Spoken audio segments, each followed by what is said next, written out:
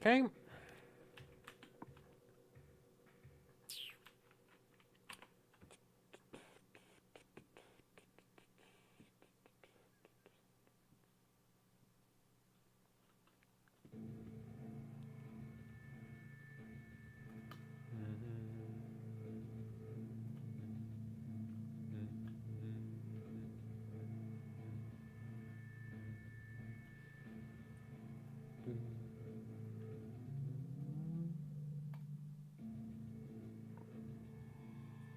Okay.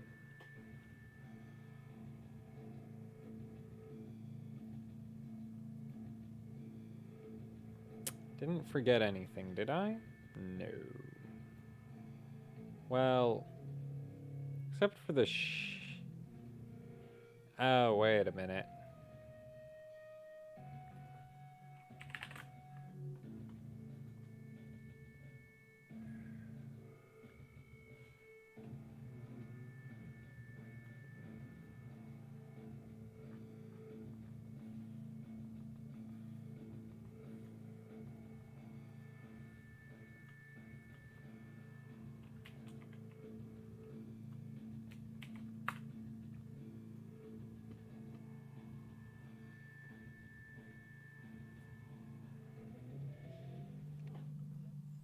And well, let's get started, I guess. Not really much of a plan. Well, actually, I never have a plan, so I don't know why I'd be saying, oh, there's a plan for today's stream. There really isn't. The board isn't released, and it's also incomplete, so, like, the BIOS isn't final. So, we're not going to be doing... Like, I'm not sure how long this is going to be. I'm not sure how much I'm going to be doing. We're probably going to mostly stay on the Crucial Ballistics, like the memory kit that I have in there right now, we're probably going to stay on that for most of the stream, if not all of the stream. Because the BIOS is not done. So, yeah. With that, let's start by seeing if the XMP profile works. Oh wait, there's two of them? Why is there two profiles? What's the difference? Okay, we'll start with profile 1 and see what happens. Hopefully it boots.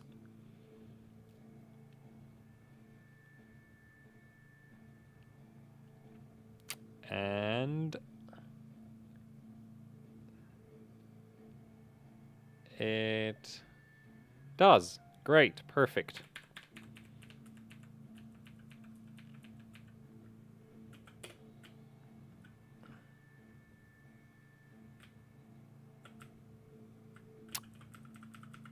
Now, I'm wondering, can we just raise the frequency? Like, not do anything, just raise the clock?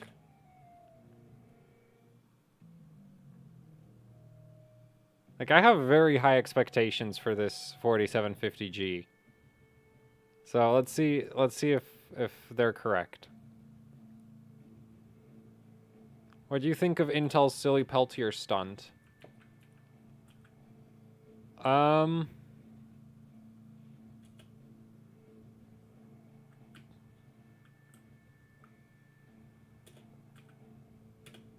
I think it would be cooler on Ryzen. Because, like, if you have a like, the Ryzen chips pull less power than the Intel chips, so you can actually cool them more with a Peltier. Like, it'll be more effective, because the biggest problem with Peltiers is they really don't play well with high heat outputs, because of how inefficient they are. But if you have a relatively efficient CPU to begin with, right? Like, it's not a big deal if like, it's not as much of a problem for the Peltier to deal with a, 200 watt CPU instead of a 300 watt CPU. So, yeah, it's a really cool piece of technology. It's just kind of like not fitting for Intel's own chips.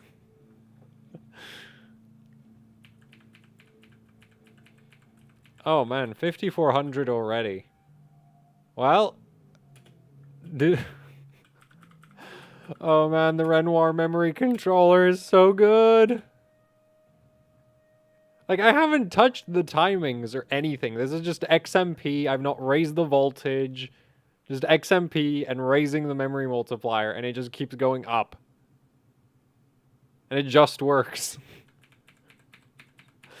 And AMD is keeping this beast of a memory controller like laptop exclusive. Which is stupid. Like, does it just go... Okay. I was getting worried there. Does it just go to 5600?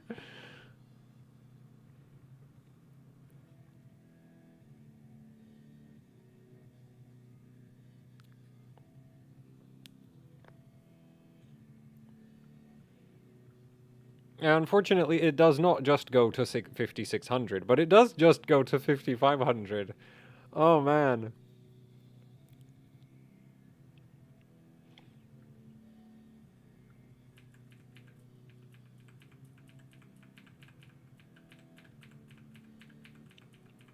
Man, I'm so glad that I got this 4750G. It's just, like, it's just done everything I ever wanted from it.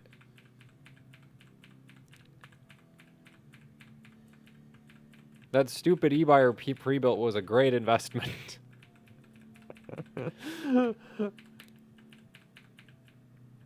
I'm on a pre-release BIOS. I'm also not on a 5950X, which is like, you know, a big part of that.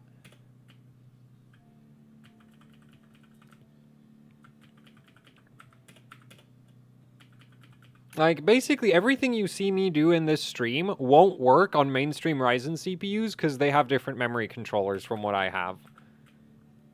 So, yeah, unfortunately, if you're hoping to, like, use this live stream to help you with your memory overclocking, it's not going to help you because, my memory controller is so much better than yours. Blame AMD for that. Oh, man, I love this thing already.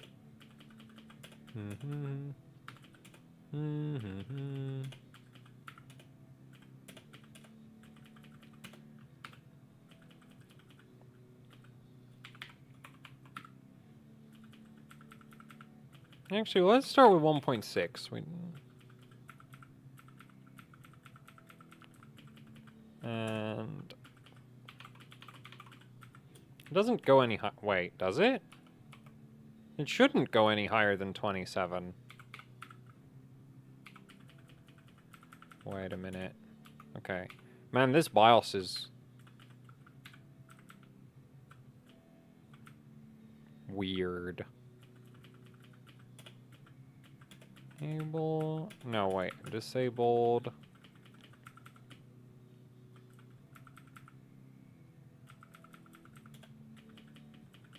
And we'll touch that later. Touch that later. Actually, I think I'll go with 3 for this.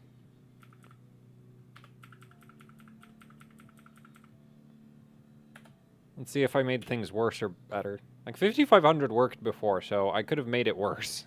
That's the main concern.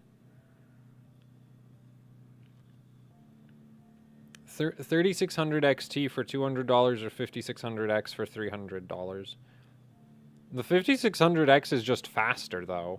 Like, it depends. Like, I guess it depends how fast your GPU is and how, like, what resolution you're trying to, like, here's the thing. If you're doing multi-threaded stuff, like, if you're doing, like, rendering or something, the 5600X is faster.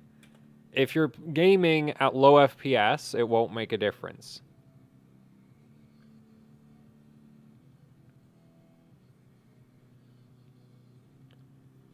Samsung BDI does 4533 with TRFC 360. Depending on the temperature, that might be normal. Though I don't normally track TRFC too much. I'm usually focused on, like, TCL and TRCD.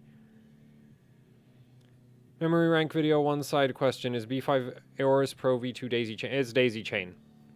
I am not aware of any high-end, like, I'm not aware of any good AMD AM4 motherboards that aren't daisy chain. There might be a few, like, low-end ASRock T topologies, But everything else is daisy chain, because daisy chain's just better. And the Ryzen memory controller just doesn't care. If you're running like 4x8, it doesn't really affect it. No, this right here is Micron Rev B.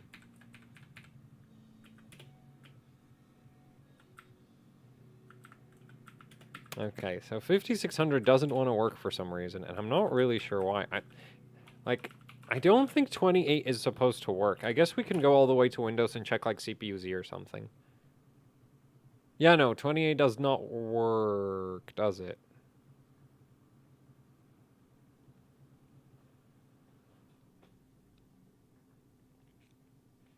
X470 Taichi Ultimate. Well, yeah, that board technically is a T topology. It's also not very good at memory overclocking, so, you know.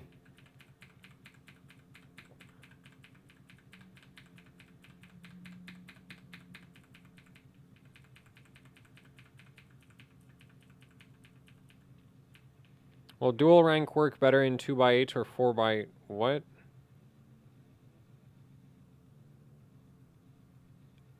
Dude, your question makes 0 sense. Also, good luck getting dual rank 2x8 memory sticks today. Like, it used to be possible in, like, early DDR4, you'd get 8 gig dual rank sticks, but now you're not getting those. Unless you're buying them secondhand off of eBay. Right, okay, 5500 just worked. Wait, does 28 work? What?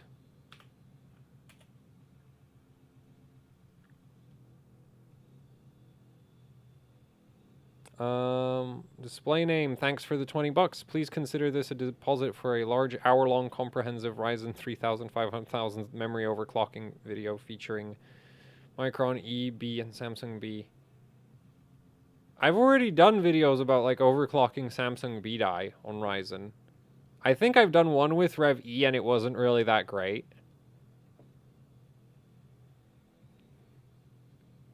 So I might have to redo that.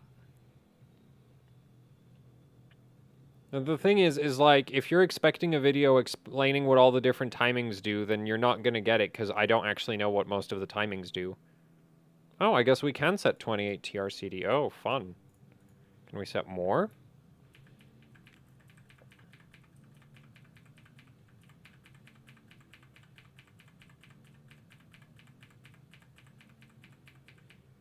I think a lot of the new Patriot kits are DJR. Like the high frequency, really loose timings, really loose TRCD, I think that's all DJR. Can we set like 30? Oh. Oh. Oh. Oh, yes.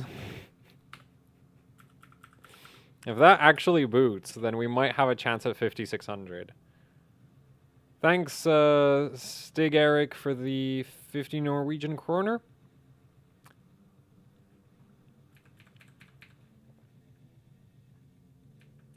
Yeah, it's not a free tech support. Well, here's the thing. It's not like I'm going to be... Like, this isn't super involved, so you can ask questions. Until I get frustrated with your stupid tech support questions. And then I'm just going to spend the rest of the stream roasting anyone who comes in with a dumbass question. Who sounds too happy? Me? I'm doing 5.5 gigahertz on DDR4.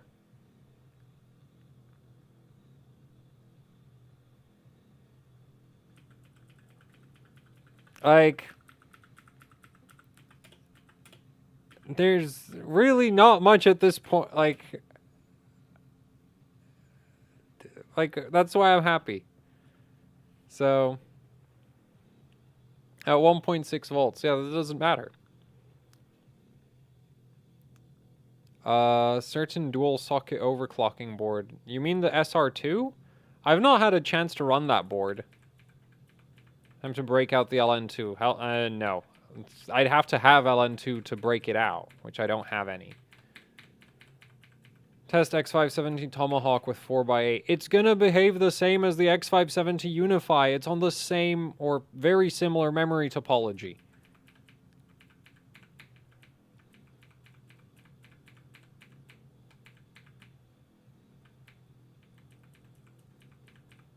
As far as I know, all of the issues with Zen 3 are AMD screwing up the AGSA, which is like, well, you know how AMD can't launch a GPU without screwing up the drivers? They also can't launch a CPU without screwing up the BIOS.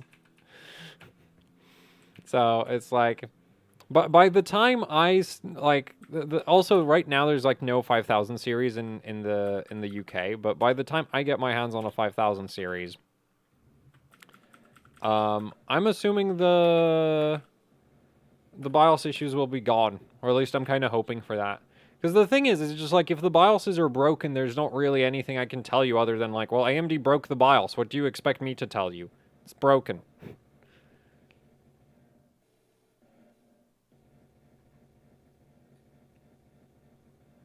Like, actually, one of the, like, preparing for Ryzen 5000 BIOSes has, like, CL18, like, well, actually has, with Micron Rev E, anything less than CL18 is broken at, like, 3600 megahertz. Like, you can't do CL14 because the BIOS just won't do it, which is really, really dumb.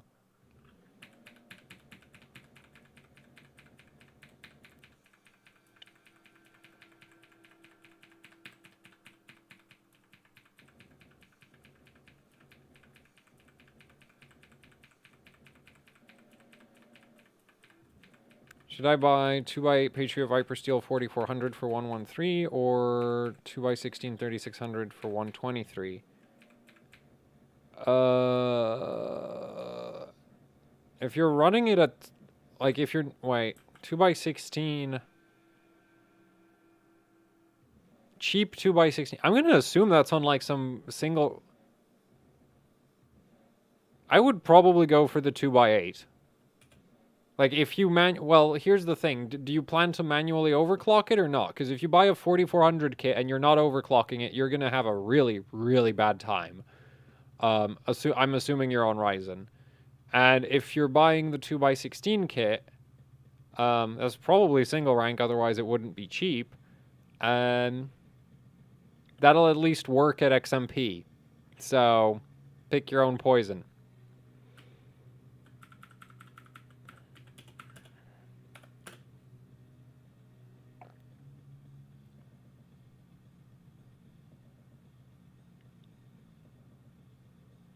Yeah, they're both...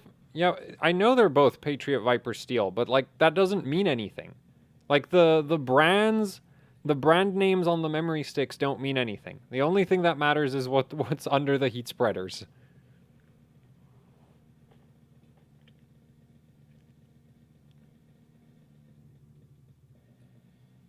Is it a common problem with B550 and X570 boards not being able to boot directly off the NVMe drive? I wouldn't know because I don't use any M.2 devices at all. Like, yeah. So I have no idea. I don't have anything on M.2.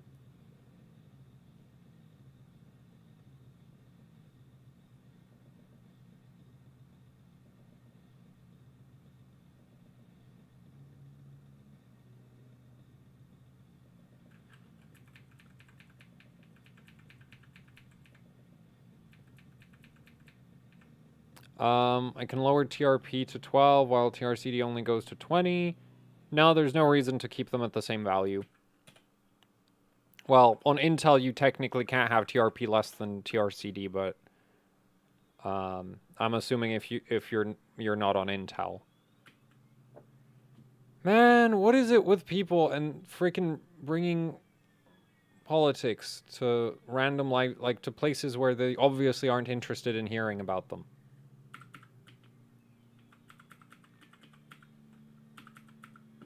Okay, let's see if 5500 still works. So this is the annoying thing with memory overclocking. It just kind of works and then it doesn't.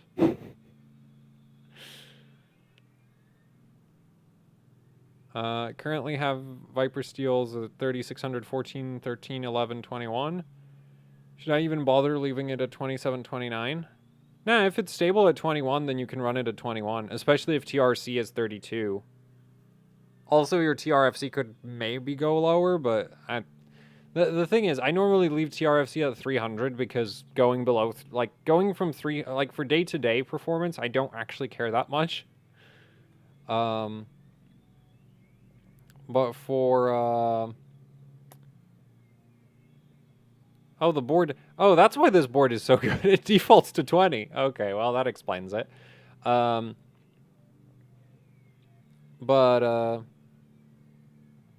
for benchmarking, I've pushed TRFC as low as, like, 180, I think, in some cases. The problem is, it's like, it really gets... Like, I think that's most of where BDI gets its temperature sensitivity from, is the really low TRFC settings. Your thoughts on Sony using liquid metal on the PS5 as a new standard? So I watched the teardown video. If you apply liquid metal to your CPU the way Sony shows liquid metal applied to their PlayStation 5, you are going to kill your CPU. Like, they have so much liquid metal on that chip. Like, that is like, oh my god, please do not copy that application method. That is, like, I'm assuming that's like a mock-up, and it's not how they're actually installing it from factory, because that was just like, they must have dumped the entire tube onto the chip. So, yeah, that like, don't copy that. That's a bad idea. Now, why does it not want to work higher frequencies? Because everything's already set, like, the way I'd expect it to be, right? Like, the board already goes to 20 on all of these.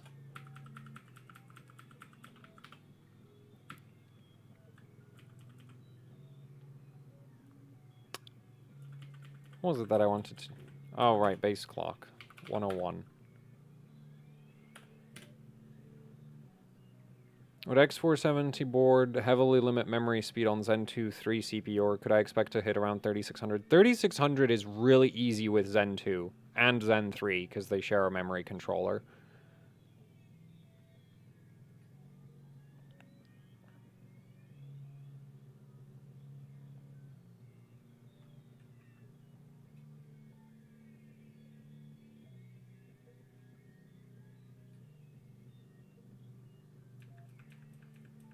Ever heard of Clev? Yes, I have heard of Clev. Unfortunately, they're not really a thing in Europe.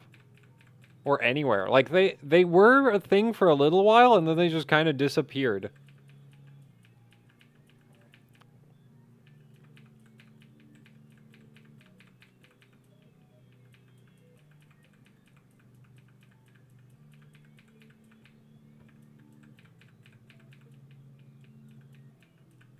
B550 Master Mobo before, do you think the board is worth buying? I think, unless you know exactly why you want a B550 Master, you should buy a B550 Aorus Pro. Like, seriously, it's just like, get that instead. I kind of wish Giga, like... Here's the thing. On one hand, it's like... I should maybe test a bigger variety of motherboard. On the other hand, I really don't feel like testing more boards. Because, like, it takes me a few hours to get through, like, memory overclocking on one motherboard, and then it's like, oh yeah, let's do that all again on another one. And another one. And another one. And it's just like, you know what, how about no? But the B550 Master, like, the dual BIOS on that board is absolutely infuriating, which is my main problem with it. Does the chipset matter for performance? No. I think the last time the chipset did anything for your performance was like X48. And I wouldn't know much about that because I didn't, like, that wasn't into PC building at the time. Between B550 Tomahawk, Strix F Gaming, Extreme 4, and Aorus Pro, which one is best, easier for memory tuning only? So I've not used any 4DIMM Asus AM4 motherboards at all. B550 Tomahawk should be very similar to X570 Tomahawk, and I have worked with that, is fine. Like, depends on what your goal is. If your goal is to just hit 3800 CL14, that'll happen on basically all of them. I think actually the Extreme 4 might be the most problematic because it's on a 4-layer PCB. But all the other ones should have no problem doing 3800 CL14. Or even 4000 CL14.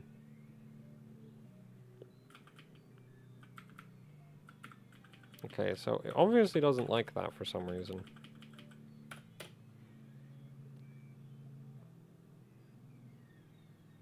I run my computer in a vacuum chamber so the electrons fly faster? No, it'll overheat. There's a lot of stuff in your computer that's sort of cooled by just being, you know, in the air. So if you remove the air, it's gonna overheat.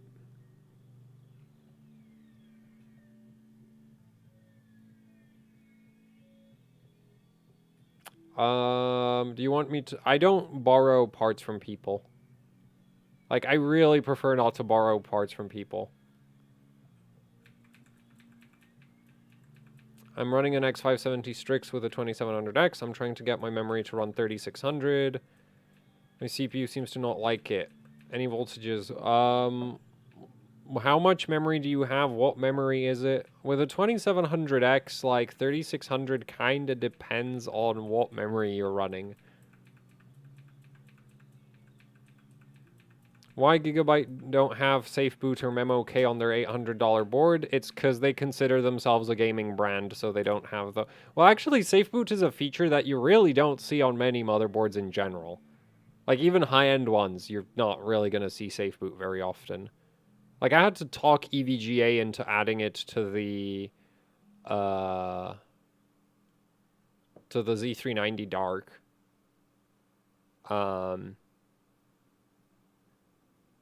And I suggested it to Gigabyte that, you know, like, that would be really cool if they added it. So, I don't know, maybe they'll add it, but yeah, that's... They like... It's just not, you know, like, a feature that's very common. So, I don't know why they didn't add it. Because I think they've had boards in the past with it. Or something similar to SafeBoot. Yeah, well, on AMD, SafeBoot is straight up broken, from what I've been told. Like, the way SafeBoot works on Intel motherboards, you can't do it that way on AMD boards, which is why it's so unreliable. Which is why, like, the Unify-X doesn't have SafeBoot, because it's just like, well, it won't work, because AMD. So we're not bothering. Thoughts on Asus X570-P, good deal for $140. I've done a video about all of the Asus X570 boards a long time ago. In fact, I think I've done a video about, like, all of the X570 boards in general a long time ago. Why don't you go watch that? It's probably an hour long. But I'm sure if you play it at 2 times speed, it'll finish in 30 minutes. It's running RAM at 1.55 volts, 24/7 okay. Yeah, kind of depends on what memory sticks you have, but... Like, personally, I stick to 1.5. But if you want to, like... You shouldn't have a problem at 1.55 unless you're on, like, Samsung... Well... Hynix CJR might complain. But outside of that, I think you shouldn't really see any issues.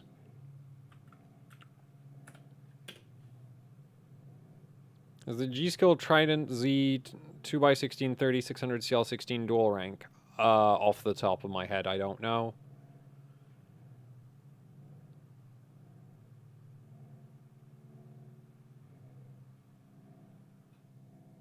B550 Gaming Plus, a decent board for a 5600X, sure. Like, if you're running at stock, you could literally go buy an A520 motherboard for a 5600X.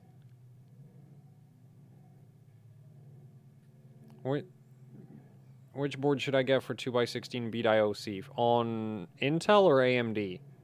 On AMD, it basically doesn't matter. On Intel, you probably want an Apex. Actually, not probably want an Apex. You definitely want an Apex. It makes it much simpler. You want an Apex, and if you can't find an Apex, well...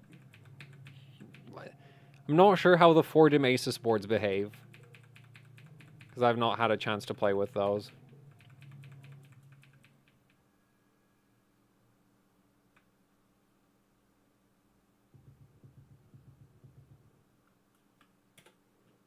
The thing is, if you're on A520, you can just run, like, if you're running a 5600 at stock with the stock cooler, the VRM is basically irrelevant. Like, you can literally have a VRM with no heatsink. It doesn't matter. So why isn't it booting anymore? Did I piss it off somehow?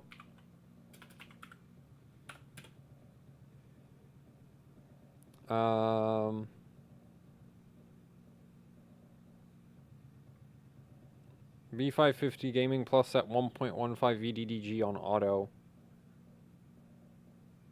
I don't know. I think it might be to brute force higher FCLK.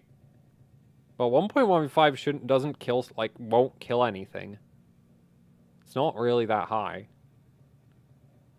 Builds like Unify-X or Dark Hero. I've never used a Dark Hero, but B550 has better BCLK overclocking, so just on that alone, I don't know why Asus decided to make the Dark Hero with X570. It's like, I find the X570 chipset really dumb. Like, the only thing it does is it gives you a bunch of extra PCIe 4.0 M.2 slots, which is like... Well, I already mentioned that I don't have any M.2 devices, so, like, I literally could not care less about having more M.2 slots at 4.0. Okay, so 5500 now boots. Alright, that's a 1 volt SoC. Really?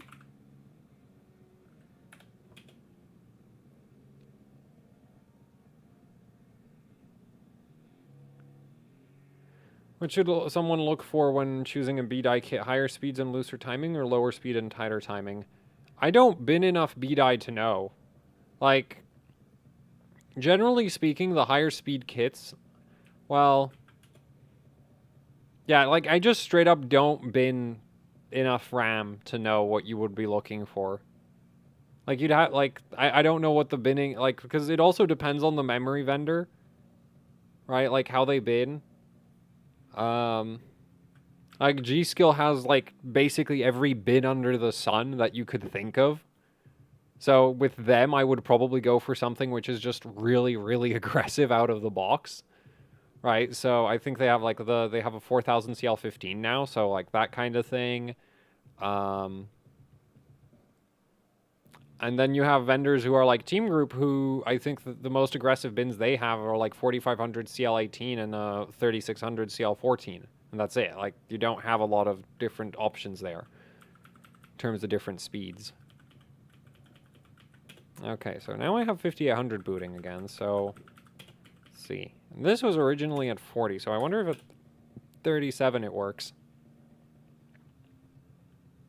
What are signs of FCLK instability? USB issues, sound issues, blue screens, random just lockup. Well, not even lockups. Like, if the system just randomly shuts down and starts up again, that's usually FCLK as well.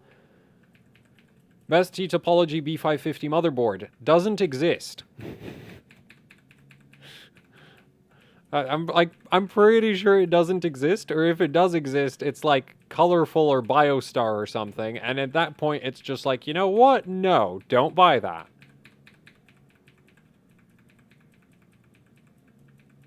Yeah, I saw the X570 Dark Hero, the overclocking features it has. It looks really cool. Like, I'd love to play with the board, but at the same time, it's just like I have so much to work on anyway, so it's just like I might not. Actually, I'm not sure. Like, if I get around to it, it might be, like, next year or something.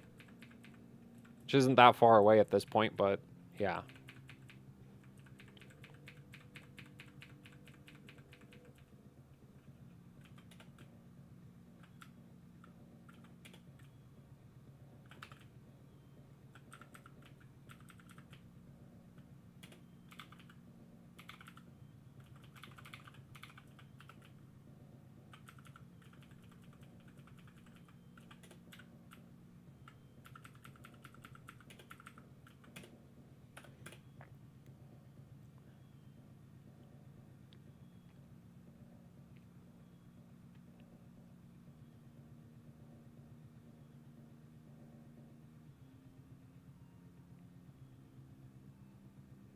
B550M Mortar or B550M Tough? I think in the video that I did about B550 boards, I said tough. Like, seriously, if you have board questions, literally just search B550 Buildzoid or X570 Buildzoid and probably include the term Roundup, and it should come up on YouTube.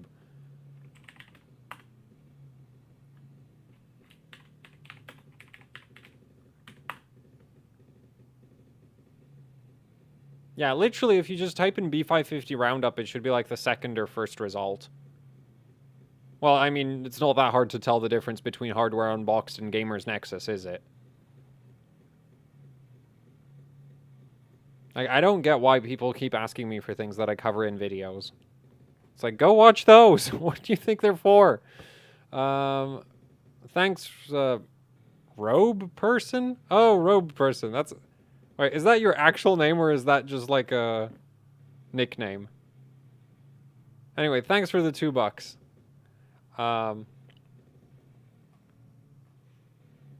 Anyway, what did I want to do? Oh yeah, let's just check Zen timing since we're already in Windows. Okay, we're still at 5500. Everything's at 32. Like, I still, like, it... On mainstream Ryzen, you can't set 32 TRCD. Like, you can only go up to 27. How hard is it to break the CPU? Well, if you apply 2 volts to your CPU for, like, a couple seconds, it'll be a brick. You could also run a 9-volt battery over the pins of your CPU. That'll turn it into a brick pretty quick. So, depends on how hard you're trying to brick it.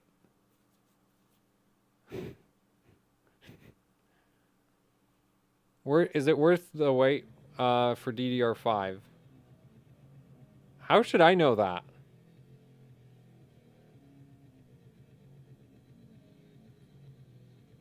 You've said that your B550 Aorus Master has better memory OC than your Asus X570 ITX. How do they compare to the Unify-X? Well, I've not run any of the same CPUs. Like, the way...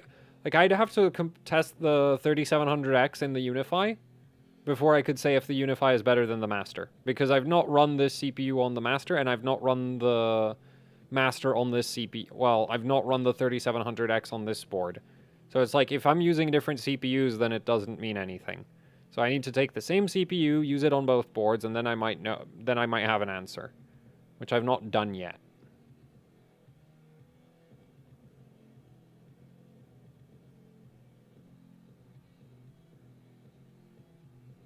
Does it matter if a particular kit of memory is on the QVL? I don't look at QVLs very much at all, except to see what kind of speeds might be possible.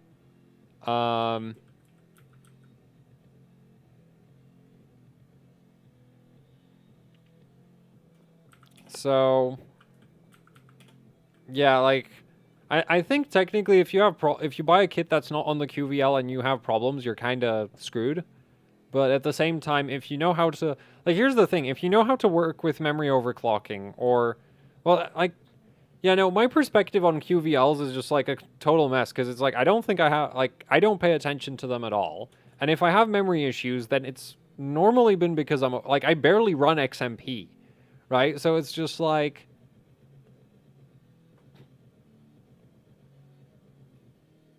Yeah, I don't actually know. Like, I don't pay attention to it, but it's like, I can fix... it's mostly because I can fix my own problems, right?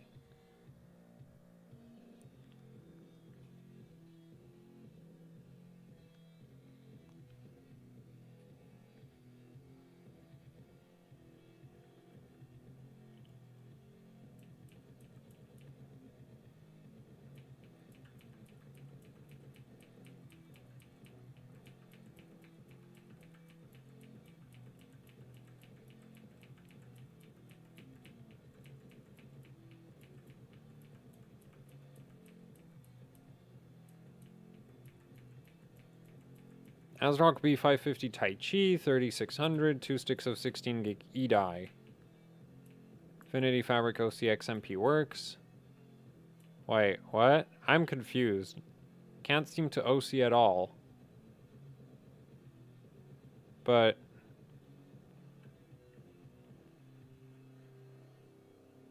the board's probably setting, like, resistances wrong.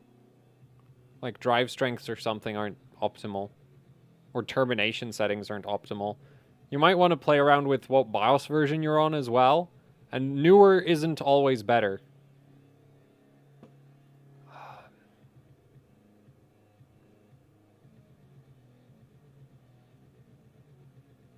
Gigabyte X570 Master stays at 1 volt core when I set 1.35. Are you looking at the vCore sensor or the vid sensor? Which, actually, it shouldn't even be called the vid sensor, because that's not a thing you find, like, that's not a thing you sense. Like, what voltage measurement are you looking at?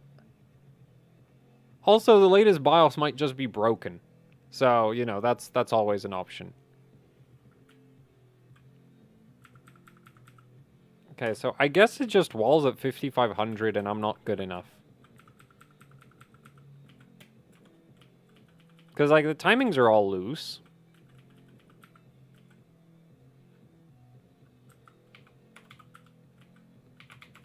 Oh, wait. Doesn't let you do that. Okay. Okay,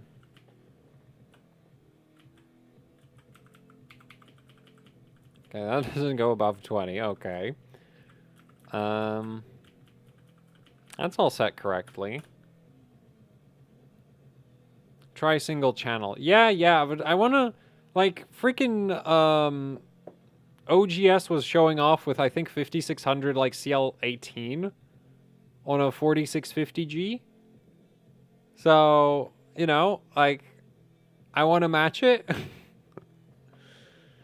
My RAM uses A1 PCB B-die. Can't overclock higher than 4533. Is there any way to pass it? No. Also, wait, what motherboard? Also, are you sure it's A1 and not A0? Because a lot of people call A0 A1, when A1 is like an ECC PCB with a missing memory chip.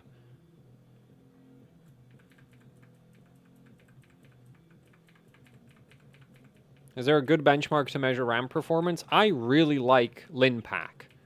Because LinPack, like, it scales with timings, it scales with ranks, it scales with frequency, it doesn't do anything weird. Whereas IDA, the IDA bandwidth tests, like, well, copy seems to be pretty decent, but the, like, read test doesn't care about, like, TRRD timings at all. Which basically means it misses a bunch of random performance issues sometimes. And, Geekbench, on the other hand, is like, has a thing for, like, raw memory clock for no reason. Like, you just raise memory clock and the score goes up way more than it really should. Intel MLC. What is Intel MLC? The thing, like,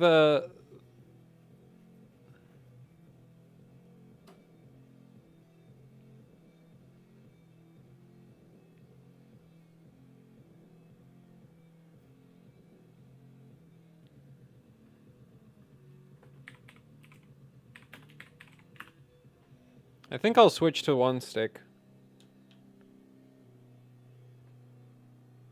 Oh, memory latency checker.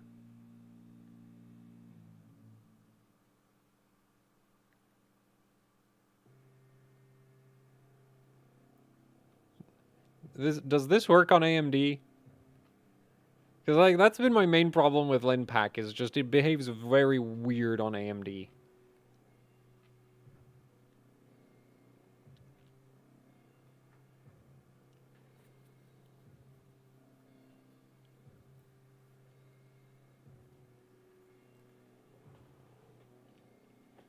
Works on AMD. I'll check that out then.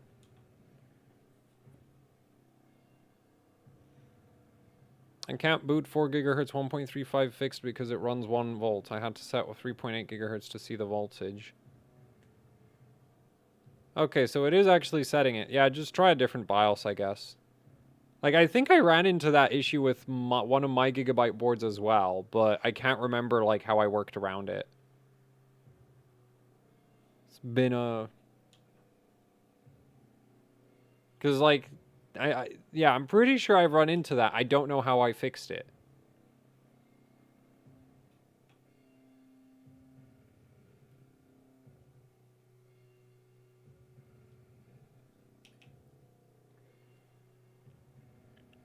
How high can you set FCLK on your 4750G? I don't actually know.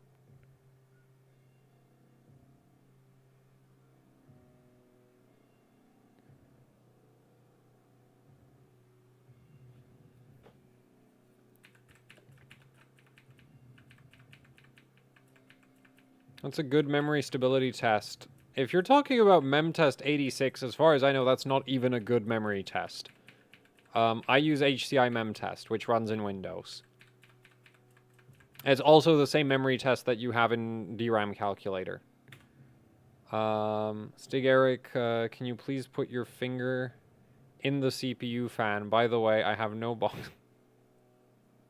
I'm not gonna finish the rest of that. Wait. It said finger in CPU fan. I'm gonna... Wait a minute. I'm gonna have a idea for this. No, that's the wrong button.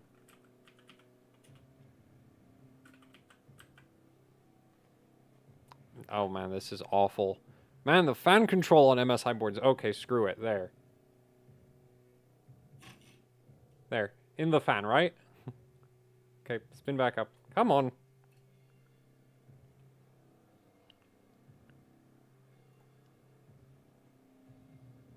Hey, he paid for it. I was originally planning to, like, slow the fan down in the BIOS with the BIOS hidden, but fan control on MSI motherboards is a mouse-driven experience, which is just like, yeah, no, I'm not doing that. I really don't get why they do that, though, on MSI boards. Actually, so, let's do an FCLK test, I guess. I know 2300 definitely works. Override 1.25. I think mode...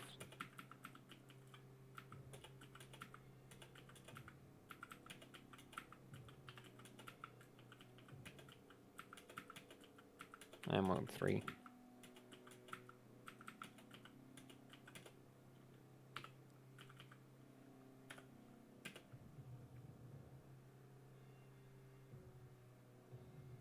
Yep, most...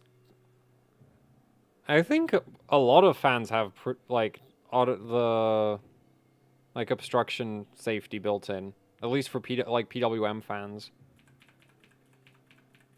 And I'm basing that off of the fact that, like, I've not burnt out a fan by accidentally sticking something in it. Or having it, like, I've had occasions when I'd have, like, a screwdriver in a fan and then turn on the system. And obviously the fan couldn't spin because there's a screwdriver in it.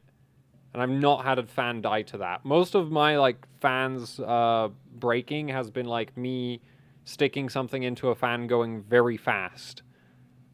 You know, fan going full speed, you stick something in and then it breaks off a fan blade. That's most of the broken fans I have.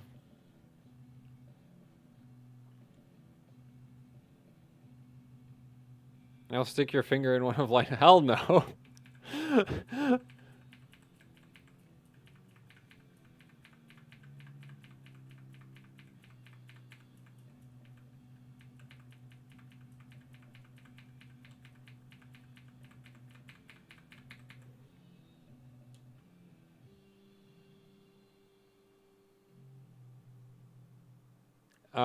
The board should release towards the end of the month, if not early December.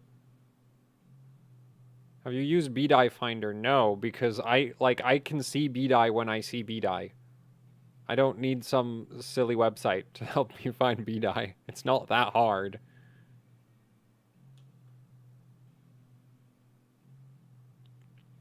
Man, why won't you freaking post? I guess I should have actually set, like, a memory frequency, shouldn't I? I guess it's like cranking up the memory clock. Which brand is the best at OC for motherboards?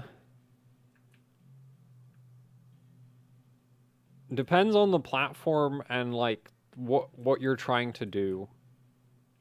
For Ryzen, I really like the MSI. Well...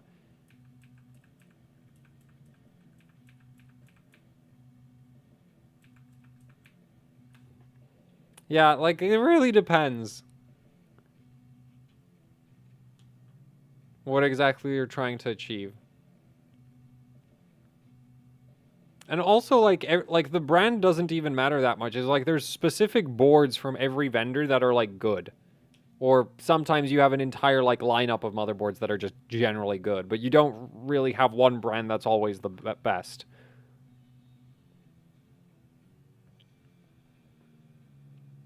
No, I'm Czech.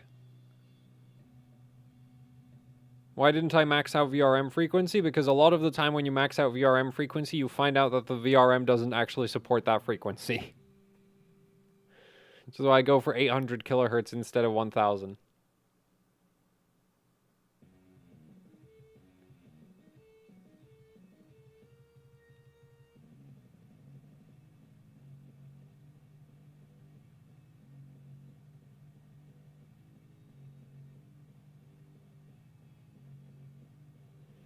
Yeah, I don't know how, like... I'm trying to get it to recover because I don't want to go through the process of setting all the VRM settings again. But... looks like I'm screwed on that. Yeah. Like, there's no way to, like... I hate that AMD implemented an auto recovery feature. Because as far as I'm aware, the main reason why you can't have, like, why Safe Boot doesn't work properly on AMD motherboards is because AMD's automatic recovery gets in the way. And AMD's automatic recovery doesn't bloody work a lot of the time, so it would have been better if AMD hadn't done anything instead. You know, that's a lot of the time how I feel about AMD doing something. It's like, so you took something that wasn't ideal before, and you just made it worse. Congratulations. This is exactly... It's like AMD adding Wattman to the drivers for overclocking. Like, when they first added it, even now I still don't like Wattman, but when they first added it, it was just like, you have straight up made overclocking on AMD GPUs worse. It's just worse. You have made no improvements whatsoever. It would have been better if you had done nothing at all. But no... And similarly, it's like, you know what would be better? If the motherboards just didn't auto-recover. Because then we'd have a safe boot button like we have on Intel motherboards. Or a fail-set feature like MSI has on their Intel boards. But, yeah. AMD. So I'm actually just going to set this to 2666, and then we're going to test the FCLK. Oh, I guess it goes to 20. Well, whatever.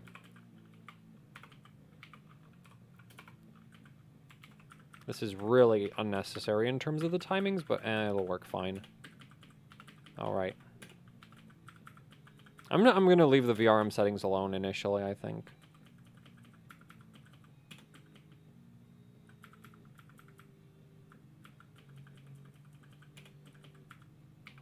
No. Well, that would have been fine, but...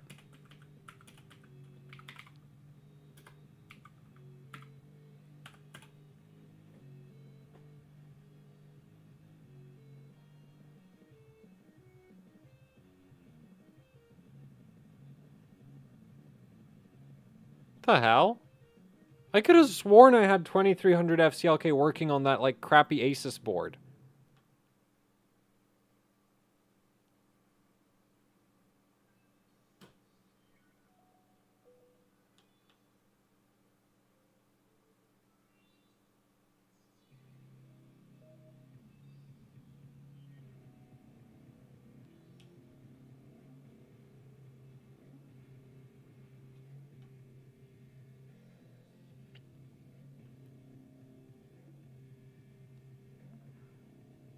Thanks, Fepe the Penguin, for the $5.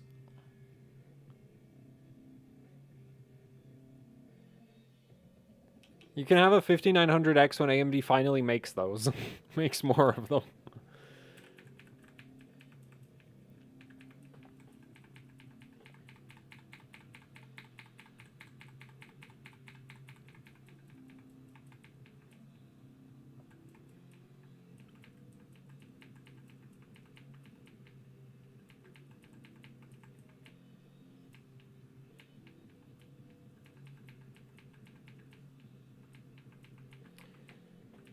Man, why did... Like, every stream I get a question about Ryzen DRAM calculator.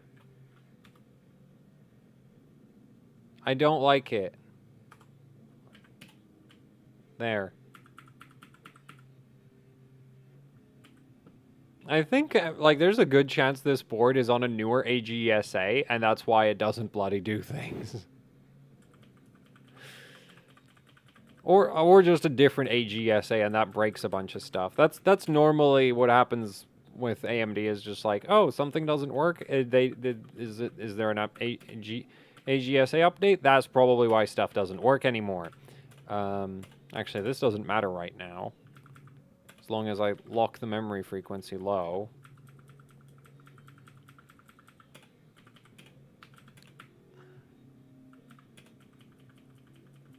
Okay, like, this is so annoying.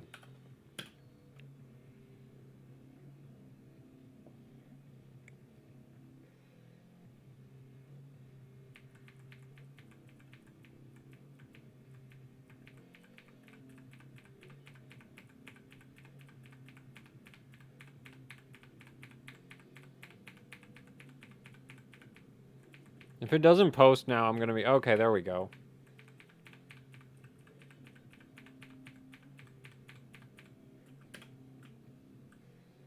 Why don't you mess with VDDP and VDDG? Because I don't have VDDG, and VDDP doesn't affect your FCLK, because VDDP is the memory controller, not the Infinity Fabric. Let's see. So right now it should be at 1333.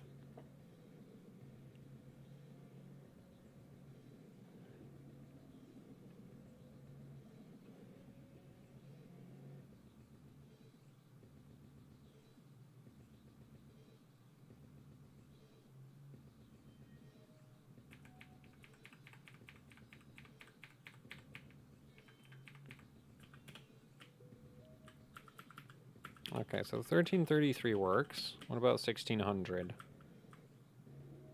Actually, you know what would be a safer test? Not going that high. Let's go 1367, because, like, maybe it just breaks as soon as it desyncs.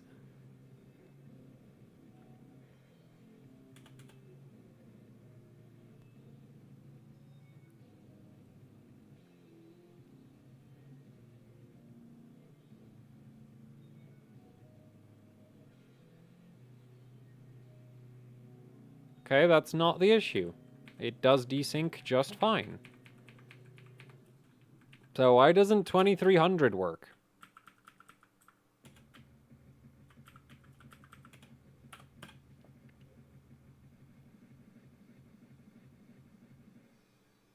Wait, is it my birthday? No, my birthday is in August.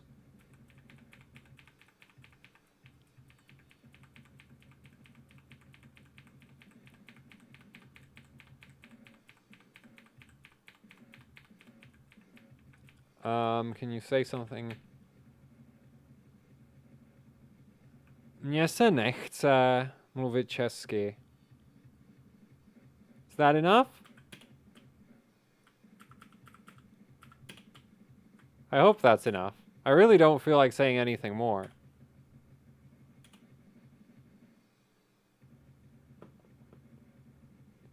Oh, I'm shaking my leg, so that might be like shaking the desk and that might be transferring to the mic. So I do apologize that.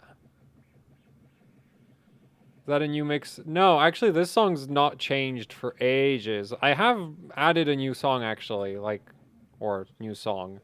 An extra 6 minutes of obnoxious background noise. To my playlist, a couple days ago. And I redid one of the tracks as well.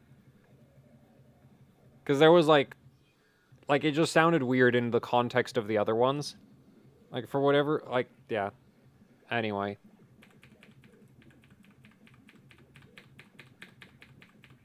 What happened to Brutal Zoid? I'm taking a vacation. Yeah, so he's on a vacation. Well, like, it doesn't feel like showing up very much. Doesn't have time for all the idiot comments.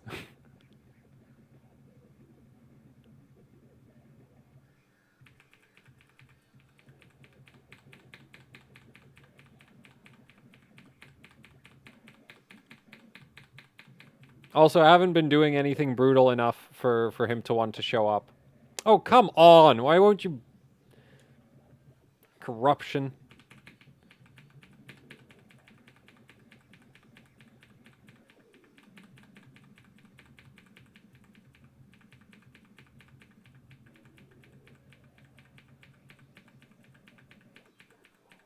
Look, I'm in a good mood. Don't ask for Rantzoid.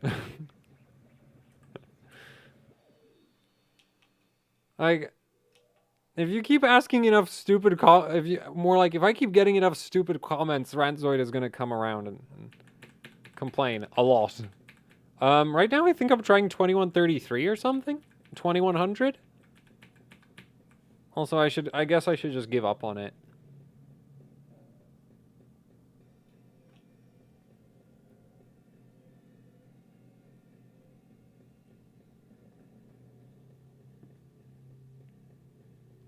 What is... I'm not dealing with that. I rather like this one. There we go. I'm like 99% certain the crappy Asus board did more FCLK than this is doing right now. Which is very concerning. Like, the thing is, I don't think that's necessarily in like, MSI's... Actually, I wouldn't blame MSI for it right now, because the thing is, I have the board, like, pre-release on a pre-release BIOS. There's missing features. Like, there's straight-up settings missing from my BIOS that they're apparently still, like, testing. So, and then AMD... And then I've been told that AMD is just making a mess of the AGSA because they released a new CPU, so, you know, it's time to break everything. Or more like they're... Or it's not that they're trying to break everything, but they're apparently trying to make the AGSA allow higher FCLK. Side effect of that is they're breaking a lot of stuff in the process. So hopefully they get the FCLK working eventually, and then they give us a working BIOS after that.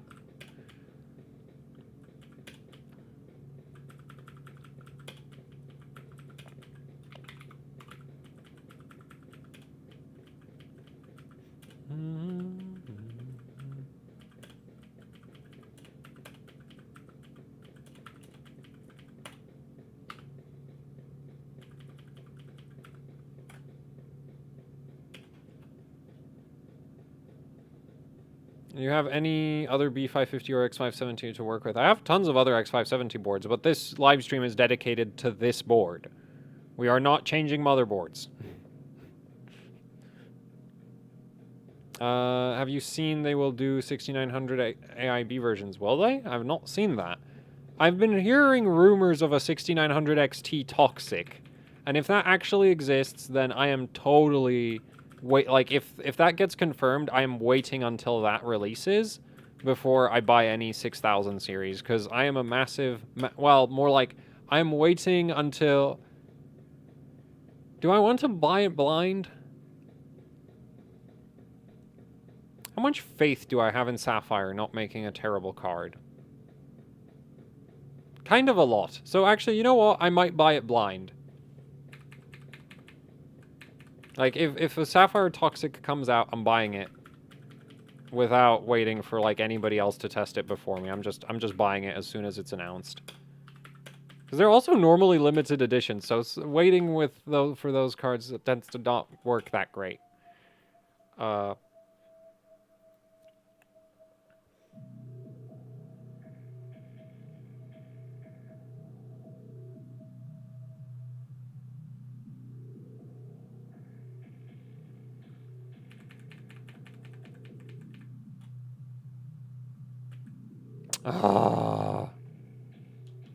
Like, wasn't I running the freaking...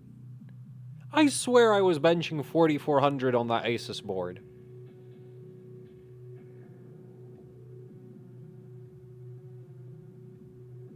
How is it not doing 2200 FCLK?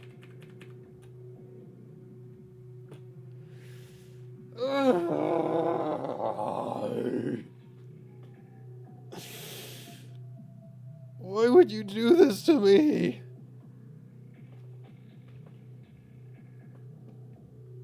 Yeah, like, it was on a trash heatsink, trash board, and I was doing more FCLK, because the thing is, like, the Infinity Fabric is less about your... well, like, the Infinity Fabric is super BIOS sensitive, so...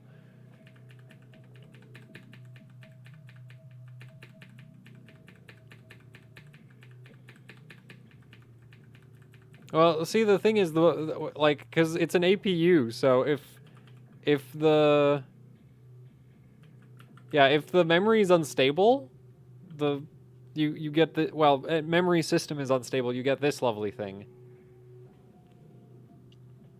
Fred Experience, thanks for the 10 euros. Learned a lot from you about Zen 2 system during last 4 months.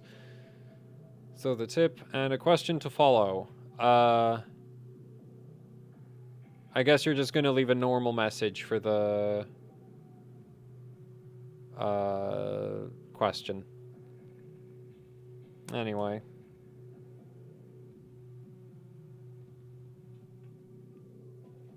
This is what I get for using a pre-release motherboard on an engineering like on a pre-release BIOS.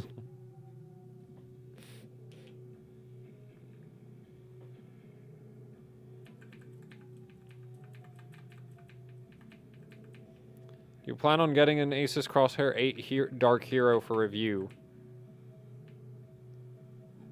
So here's the thing, I need to buy a 5950X. I need to buy a 6900 XT. And like after I buy those things, I'll start considering buying other stuff.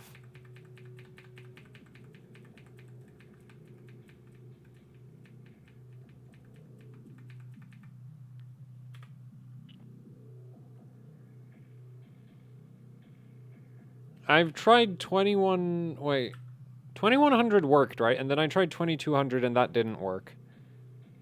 So, yeah, I've tried 2000. 2000 works just fine. 2100, I think, worked. 2200 doesn't. And that's a problem, because I'm pretty sure, like, actually, I'll just go and watch the previous video, like, live stream, which, how do I get to that? It's unlisted, right? Like, so where, how? Is that, no, that's 39 minutes, so that's not it. That stream was like 4 hours.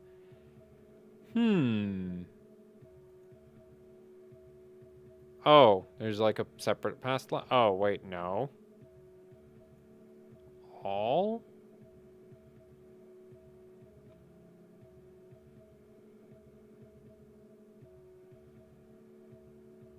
Oh, I guess it doesn't show. Man, that's so annoying. It used to show unlisted videos when I would go to my own videos. It would show the unlisted ones, and it's like, now it doesn't do that anymore.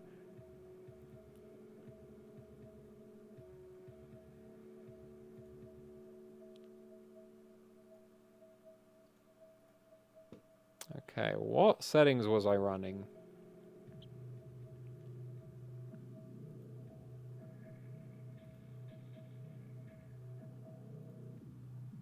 Man, trying to find settings in a... It was running... Wait, 46 FCLK 2233. And it's in the BIOS, and it's not dead, and it's, like, working. Okay, so I was right. Or, wait, was it working? And then I had it at 4533. So yeah, I guess the BIOS that this motherboard's on just doesn't do the high FCL, like, doesn't do high FCLK. Well, that sucks.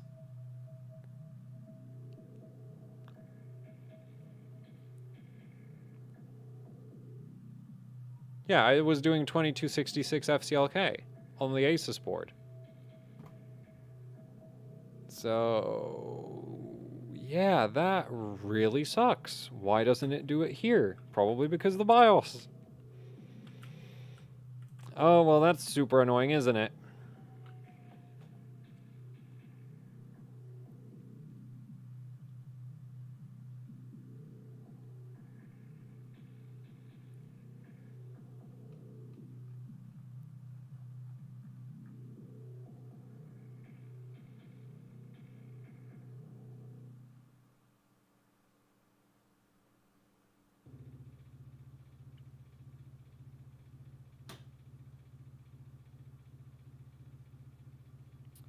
Oh, Fred Experience's question was, difference between what I set and what I get.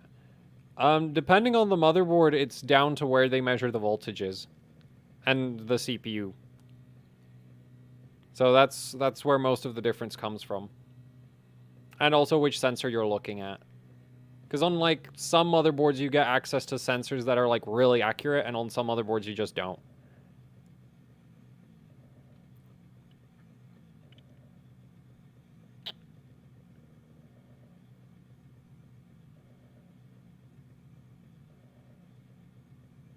No, I already ran the Asus board and I maxed it out. Like, that board couldn't go over, like, 4800 on the memory clock. So, right now I'm kind of thinking, like, I guess I could run this on the B550 Master. That would give me, like, a good memory topology and a good motherboard with the most obnoxious BIOS I've ever used. Actually, it's not that bad, but, like, yeah, like, the thing is, on that board, I would at least have the option to choose from a bunch of different BIOSes. Whereas with this one, it's just like I have like MSI hasn't given me any other BIOSes to use with this board. It's just the one it comes with, and the one it came with kind of sucks apparently. So here we are. Yeah, the dual BIOS on the Master is super annoying. And there's definitely a way to mod that to be controllable on the board. Like, I actually want to do that. I want to mod my Master to have more voltage range and to not have the stupid dual BIOS functionality. And when I say more voltage range, just more memory voltage. I need like a plus 10% switch, which we can add that. That's easy. But the dual BIOS is a bit more complicated, and, well, I can't get to most of my, like, my soldering equipment is just kind of buried under a bunch of crap right now, so yeah, can't do any soldering, which I'm very, very annoyed about, because I have, like, that stack of dead AMD cards, which is like, oh, I wanted to work on those. Can't work on those, there's crap in the way. So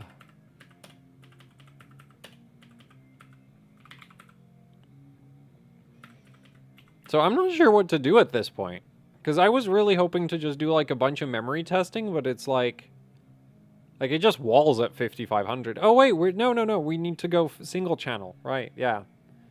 Single channel time.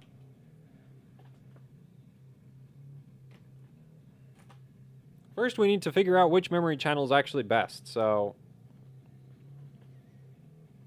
Because with my 3700X, I know it's the inner channel that's the best one, but I don't know for this 4750G. Dual rank 2x16 4266 CL17 G-Skill kit. Yeah, from KP. Yeah, I've seen that. Yeah, I've seen that.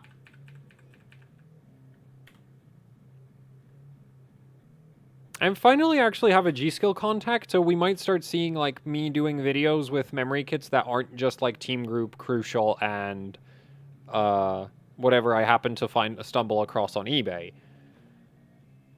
Well, I hate to say this, I'm not going to try pronounce your name, because I'm going to butcher that, but thanks for the $5. Hey, BZ, next week I'll finally be able to test and tune my setup. Question is, should I install Windows and all the driver updates before I tune it? Wait, like, you want to... No, don't install drivers while your system is overclocked. That is a really dumb idea. Install all your stuff first, then start overclocking. You might want to make you might actually want to make it like a secondary burner OS, because Windows 10 has a tendency to die. Especially if you're doing a lot of memory overclocking, Windows 10 is actually pretty easy to break. I'm gonna load up Profile 1 again.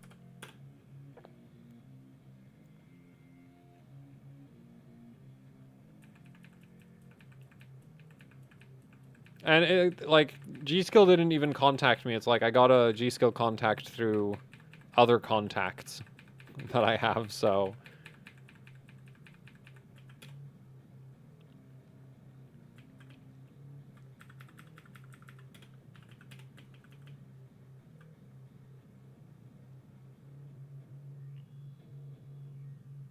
X570 ITX. No, that X570 ITX board got absolutely curb stomped by the B550 Master. If I'm going to switch from this motherboard, I'm going to switch to the B550 Master.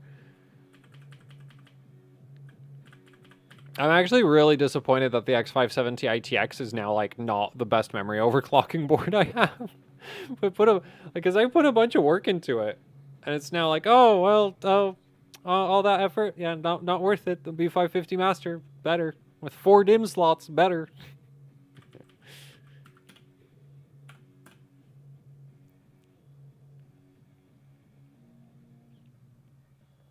No, I really want to try the B550i. Because the thing is, the B550i from Asus has a new memory topology. So, like, that board should be at least, like, if MSI ever sorts out their BIOS, then, like, the Unify is probably, like, the closest rival to the Unify is going to be, like, the ITX B550 from Asus or the ITX B550 from Gigabyte, or I guess the ITX from MSI. Actually, no. The ITX from well, no, the ITX from MSI might have a chance. I get, like, the thing is, actually, all of the ITX boards might be kind of capable.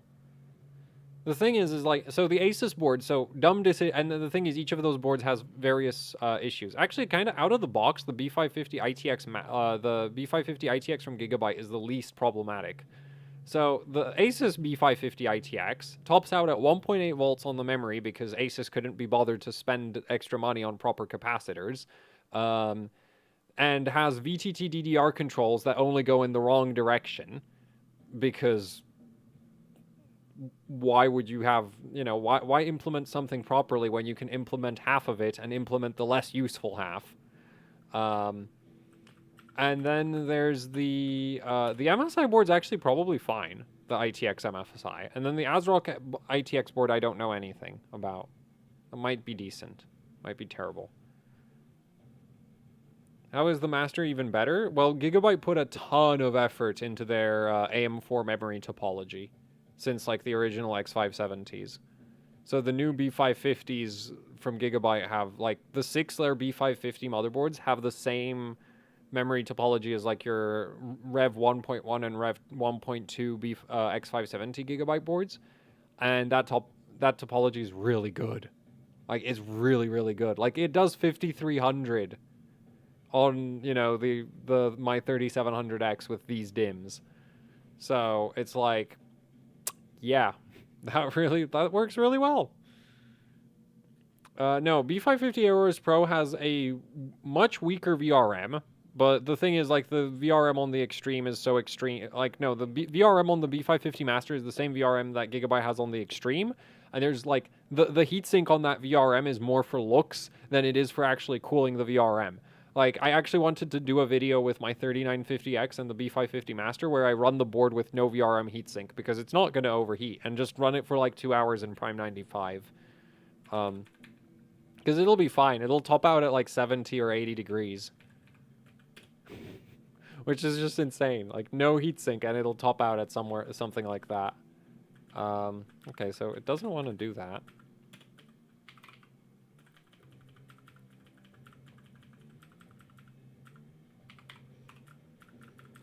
But the Pro has a VRM downgrade where it actually starts needing a VRM heatsink, but it comes with one, so that's not a problem, is it? And only if you're on, like, a 3950X. But it still uses the same memory topology, and you don't have the super obnoxious dual BIOS implementation, which is really dumb. Like, you actually have a less, like, easier to work with motherboard.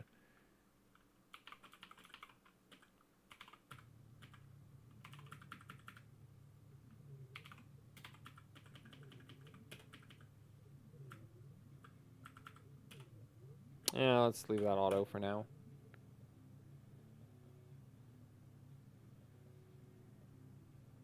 Still F9. It just doesn't want to do it.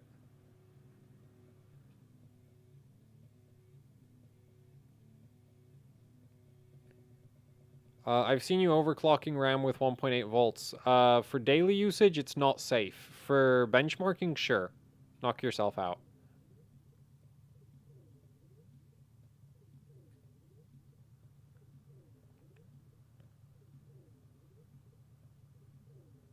The funny thing is, Gigabyte's been, like, doing a lot of work to redesign their BIOS.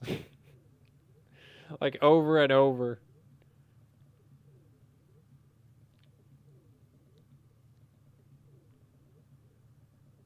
Where do you get all your busted GPUs? I want to get more repair practice, but broken hardware seems overpriced on eBay. Yeah, it's really overpriced on eBay. That's where I get a lot of it, though. Like, you just have to search for stuff that isn't for some reason overpriced. Because the thing is, like, basically with the 7970s, which I paid, what was it? 6 cards, and I think I paid like 70 quid or something.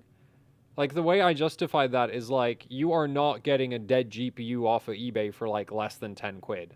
It's just not, like, it's not worth shipping at that point, right? If it's less than 10 quid, people won't even bother selling it anymore.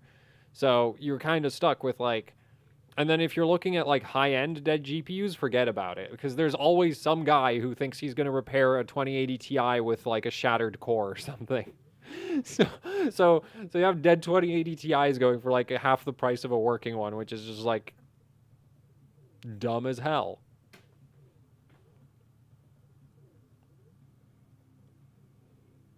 So you just kind of have to look at old dead cards. Because the old cards, when they work, they're pretty cheap, and when they're dead, they're actually somewhat cheap. They're like properly cheap at that point. Whereas if you're looking at modern dead cards, yeah, you're screwed. People pay way too much for those, and I don't know why.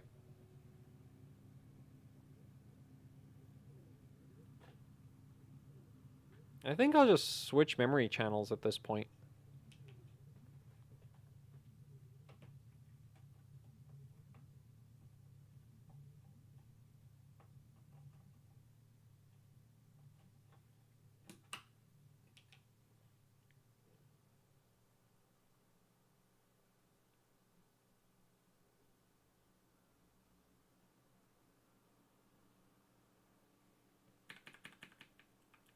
Oh wait, it'll tell me memory configuration changed, right? Yeah. And F9 again.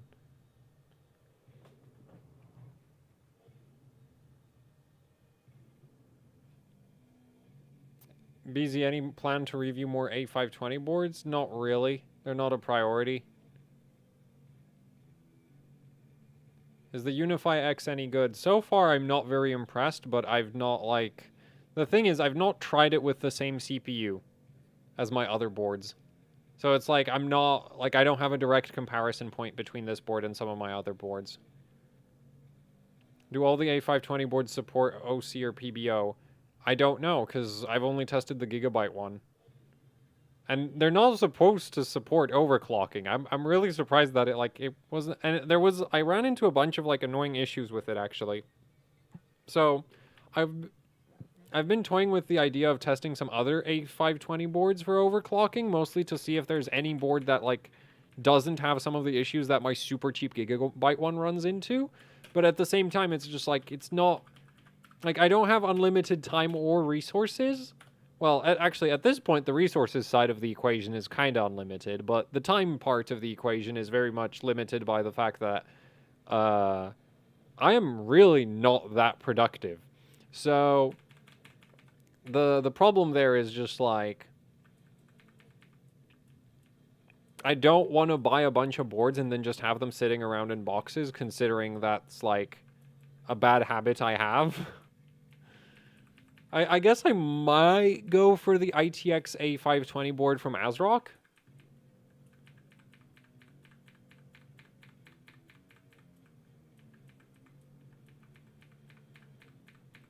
Is YT your main job? YT is my only job.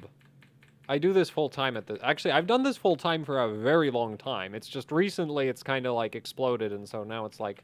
Like, it used to be, it was very much like... I had plenty... Like, it used to be... Time wasn't a problem. Well, actually, no. Time was always a problem. I'm just incredibly unproductive at the best of times. So, it used to be that AHOC was limited both in time and resources. And now we're just limited by the fact that I'm a lazy pile of crap. I'm a lazy pile of garbage. So, yeah. But, well, at least the motherboards, like, really, I could pick up a ton of them. But...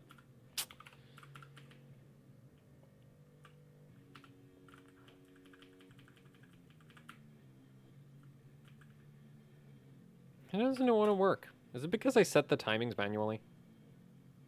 Or is this channel actually worse?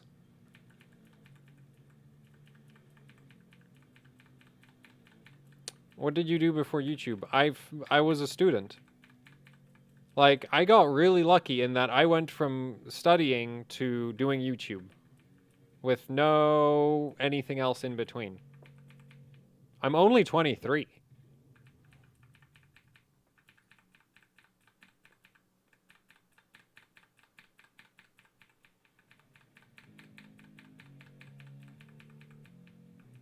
Are you interested by a 2080 schematic? Wait, like actual schematics? Sure, I'd be interested in that.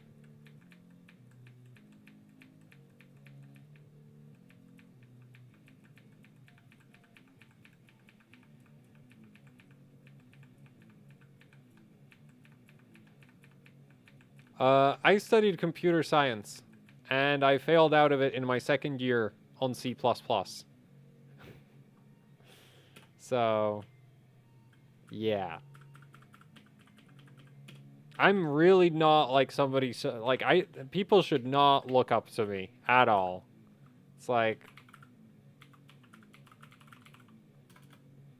so how did you get into your, like, how did you get to the, whatever point it is I am in my life? It's like, well, I got really, really freaking lucky. And then it just kind of happened.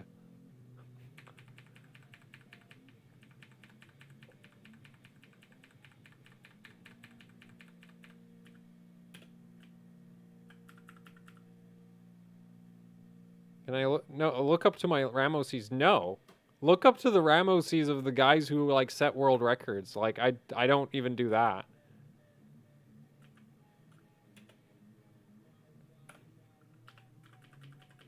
Okay, why? I guess 27 TRCD, like, triggers the memory controller or something? Failing the way to the top. Not really.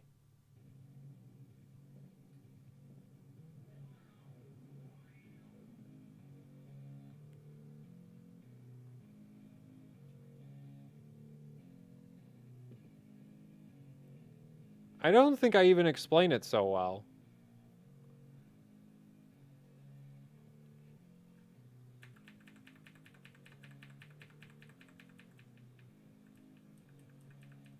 B450 Mortar Max. I can test that for you. I'm not sure when I'll get around to doing it, though. The other issue is, like, with a lot of the making video, like, well, like, a lot of the time it's like, will I test something that I can't turn into a video, right? Like, that is another thing that sort of gets in the way of me testing a lot of random stuff these days. I am so glad that I've just started, like, doing the live streams basically randomly, because it's like, now I have an excuse to test random shit for no reason. It's like, but it's a live stream, so I'm being productive.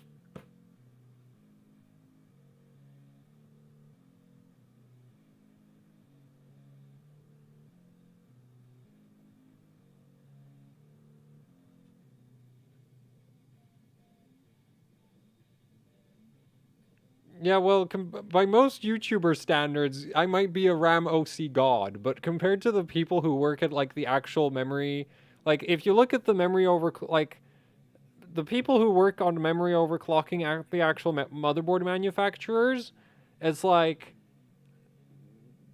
way, way above me in terms of skill level. And then if you look at the people who do, like, some of the people on the HW bot rankings, way better memory overclockers than I am.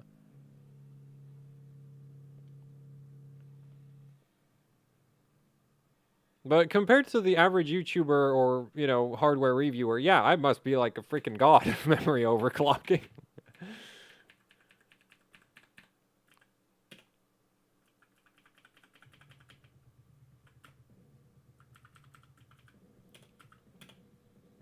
So I think this channel just sucks. This memory channel on the board.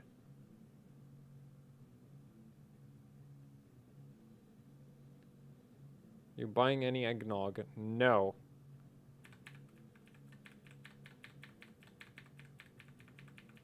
You suggest enabling or disabling Memo K on Asus Maximus 11? Disable it. Memo K on the Maximus 11 boards is the shittiest implementation of Memo K ever. It is so bad. I have no idea why they, like, what is it? I don't know what it's supposed to do, but it sucks. It sucks so much. Like, it makes memory overclocking so much worse that it's like, I don't know why. And I think it comes, like, the motherboards come with it turned on out of the box. And it's just like, one of the first solutions to, like, memory overclocking issues on the Maximus 11 series is to switch off Memo K, because it is so bad. I don't know what they were doing. Do you want the 2080 schematic on Discord or email? You have me on Discord? Then do it over Discord.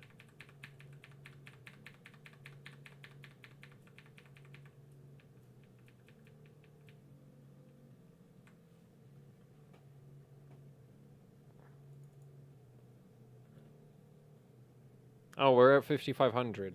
Wait, what? Oh, it must have bugged out. There's no way. Yeah, it's bugged out.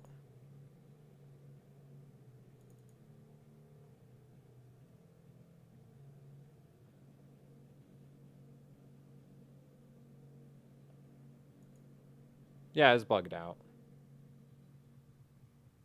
2750, 26, 52. Okay, so now we have 5,500 working again.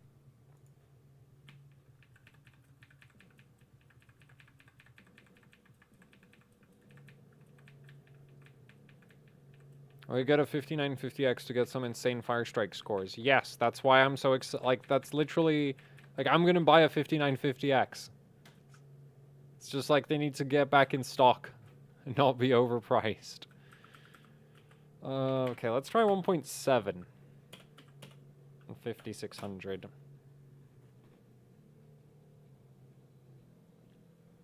Why exactly 4x16 has worse clocks timings than 2x16? Well, 2x16, okay, wait, 4x... So, funny story, depending on what 4x16 and 2x16 configuration you're looking at, and what motherboard you're comparing it on, 4x16 can actually work better than 2x16.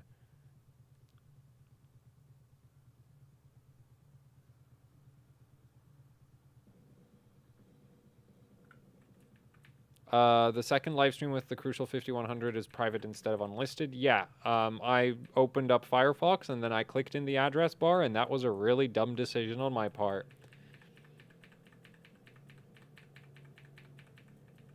Yeah, I really like the demonetization thing on YouTube. Like, doesn't really affect me at all. Like, I don't think I've had. Okay, no, that's not entirely true. I've had a couple videos get into trouble, but I've not had, like, massive issues with it. Like, I'm doing great on YouTube.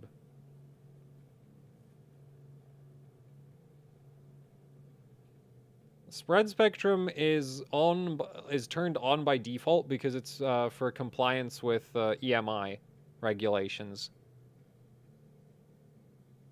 You have any experience with unbuffered ECC? No. Or any kind of ECC. Just like, I don't really do server hardware.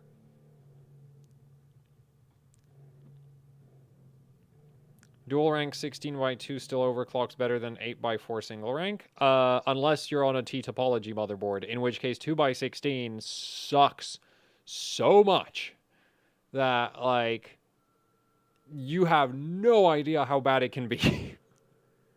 I tried to run 2x16 on the Z390 Master. I think it walled at like... I don't think it even booted 3600. Like, I think I was struggling to have 3533 working. So, yeah, and whereas if you run 4x8 on that same motherboard, it goes to like 4400, depending on which BIOS version you're on. So, yeah, 2x16 versus 4x16 really depends on what motherboard you're on.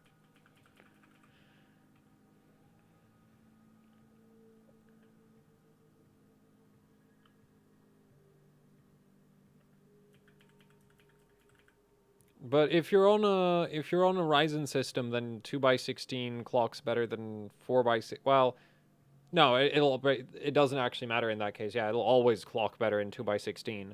Unless you have terrible to 16 gigabit memory chips, because there's like some 16 gigabit memory chips that I don't think go much past 3600. But ignoring those, like,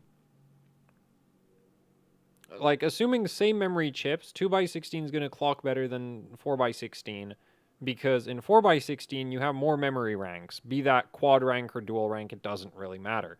And more memory ranks puts more load on the memory controller, because basically you have more devices that you're communicating with. So there's just physically more stuff connected to the same connector. Right? It's kind of like if you were passively splitting up an HDMI cable, which it's not really a thing. It's like, imagine if you were trying to imagine if you had like an amp and you were plugging in a bunch of speakers, right? And the amp is only really designed to like run one speaker well, and then you plug in 4 of them. Well, now it sounds like garbage. So similarly with memory, it's like the memory controller, and the thing is the memory controllers are designed to actually handle up to ridiculous numbers of memory ranks, but the thing is not at high frequencies. Right, so it's like, well, you have to, like, you can run 4 speakers off of this amp, but you have to turn the volume down, or it sounds like crap, that kind of thing. It's kind of like that. It's the best analogy I can think of. And I don't know enough about speakers to not be sure that I'm not misusing that. I think we might see, like, a 5950 XT or a 5900 XT at some point. Also, 5500 is broken again, isn't it? Oh yeah, it is.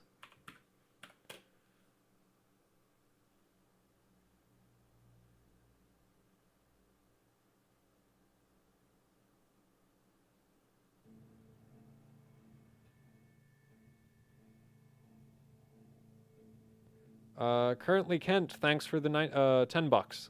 Man, why did you said $9.99? I almost said $9.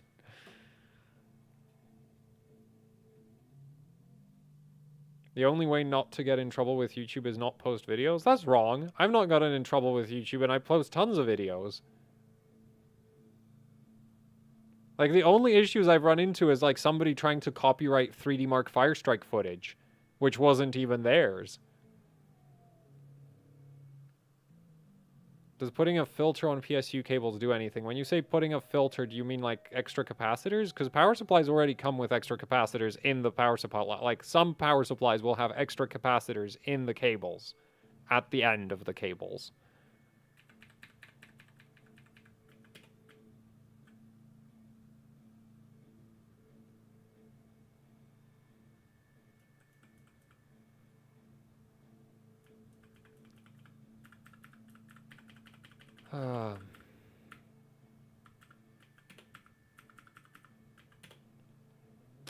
Thanks, Jerry, for the $5. Oh boy. 3600, 16, 19, 19 versus 16, 16, 16 versus Hero 8 Impact. And those are all 32 gig kits. The 3600 16, so the 3600, so the GTRS 16, 16, 16 kit, and oh, that's a Flare X kit. Nice. So the 3200 CL14 and the 3600 16, 16 are basically the same thing. They're both B-die. They're both going to be dual rank. They can both overclock really, really well. And the 1619 kit is going to probably be CJR and is not going to overclock as well. So either the 3200 CL14 or the 3600 16, 16, 16. I am so annoyed that TRCD gets less priority than TCL. Like, this is way more important as far as timings go. Does 5100 now not work? What did I do? I don't think I did anything.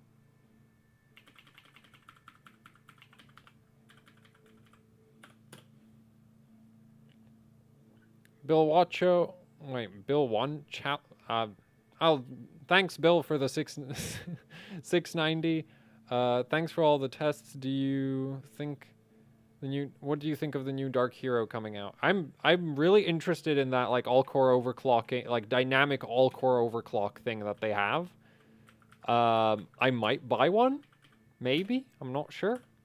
Like, once I buy all the other stuff I need to buy, I might buy a Dark Hero and I might buy another A520 motherboard. Actually, the 3600 CL16 GTRS kit is a better option just because you can enable XMP on it and it'll be fast if you don't feel like overclocking compared to the 3200 CL14 kit.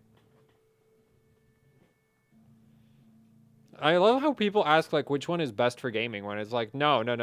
Like, if it's best, like, with memory, it's either fast or it's slow. There's no best for gaming. Though I guess if you're super GPU bottleneck, then it's kind of like any memory kit is a good memory kit because your like your GPU bottlenecked, and then it doesn't matter.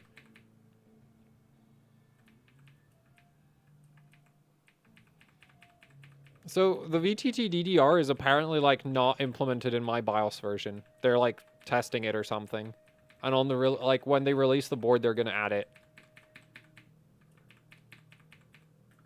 Or I don't know. Like apparently they're still testing VTT DDR, which I'm not sure why they have to test it. I guess they're trying to implement it properly, and it's not like an offset that you have on some motherboards. So 50. Okay, I think this channel is just worse. Because 5100 worked and 5500 doesn't.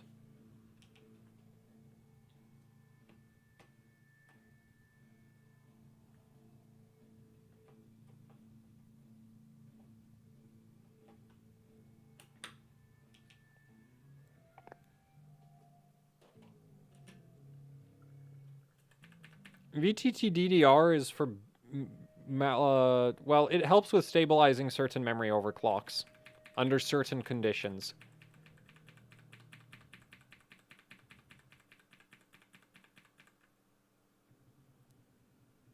What are the timings? Garbage. I think they're like 20, 26, 26, 50 or something. Actually, it might be 40. I can't remember. Like, we're just going for raw frequency here, so it doesn't really matter what the timings are.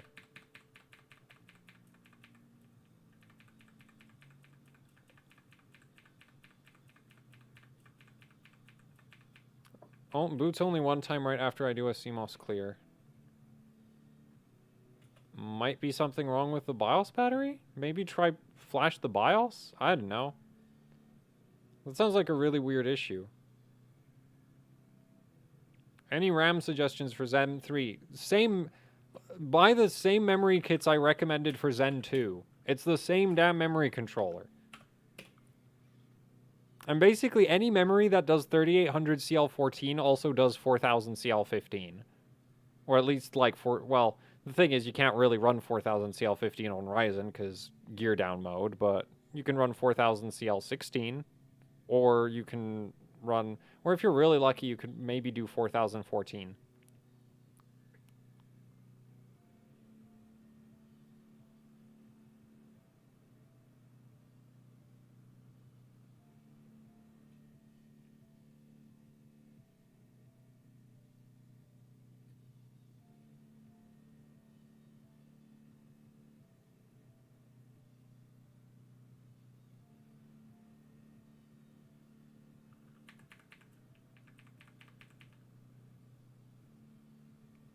Have you ever made a video about what makes BDI much harder to drive than other ICs besides tighter timings? No, because I don't know. Oh, whoa, we've just done 5600. Oh.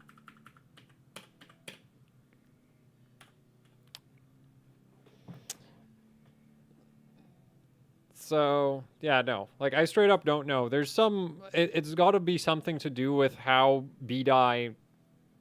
Like, the thing is, like, this is the part of the memory that, like, I don't care enough about to read about.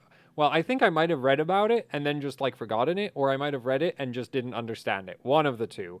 Probably both.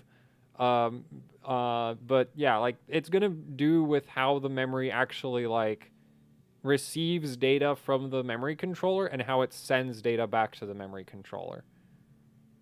So that's what makes a memory kit hard to drive, like hard to well, yeah, that's what makes a memory chip hard to drive.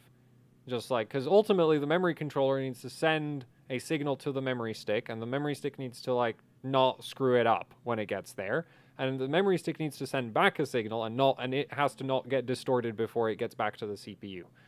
And depending on how, much distortion you get with different memory chips, which is going to depend on just like how they're manufactured or something. That basically sets how hard they are to drive. And that's like the really butchered version of how that should be explained. So I'm going to, like, 5600 works. So I'm going to take my 5600 validation in CPU-Z in Windows, and then we're going to try do like tight time, like try max out the timings at 5500. Like, I really wonder what we can push the memory to, because 5500 works in dual channel.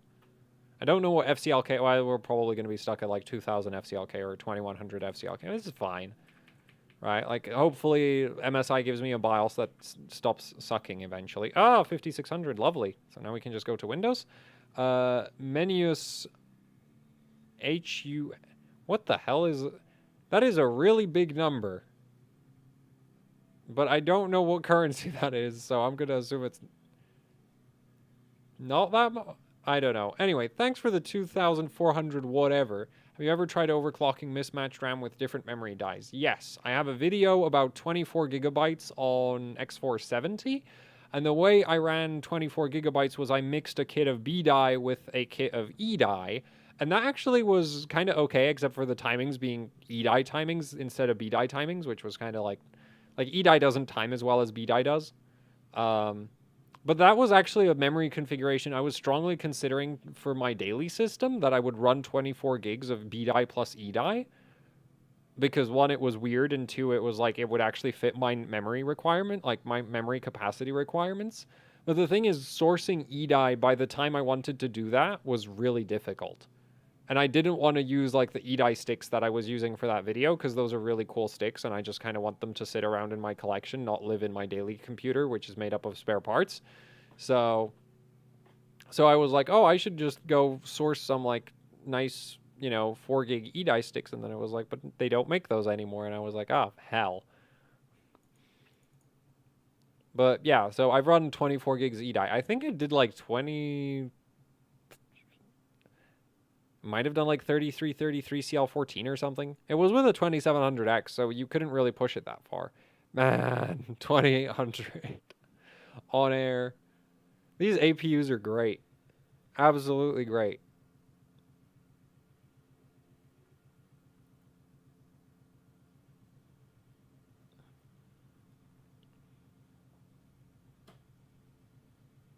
Uh, 4x8, 2x8, 4000, 19, 21, 21, 41 is DJR. It might be like some... DJR normally has TRCD 22 at 4000. So I'm not 100% certain. I would just be kind of cautious of a 21 TRCD at 4000 these days. It probably isn't DJR, but it's just like DJR definitely comes with TRCD 22 though, so it's like, well, 21's not that much lower. It's kind of like, it's pretty damn loose for B die. That is probably B die anyway. Oh, ferrite filter, do anything if attached to PSU power cable. I don't think it would do anything. Actually, you might really upset the VRM when it doesn't get the current it wants, because you'd basically just be adding inductance to the like power cable. It's probably not great.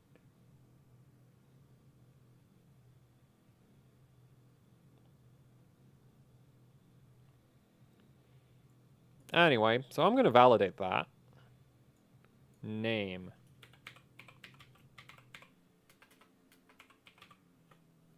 The only issue I have with this right here is, like, I didn't actually do anything. I just bought a CPU that does this. Like, oh yeah, I'm such a great overclocker. Oh, and I guess you guys can't really see what, the 2800 megahertz. Is that even saved in the validation file? I'm not sure. Whatever. And save validation. Oh, I don't even have a USB stick. Okay, well, we can add that. I really need to run these sticks cold. Because if you cool them down, and also I should probably cool down the CPU as well. But yeah, if you freeze these, they should clock even higher. Well, that's why I couldn't find my USB stick.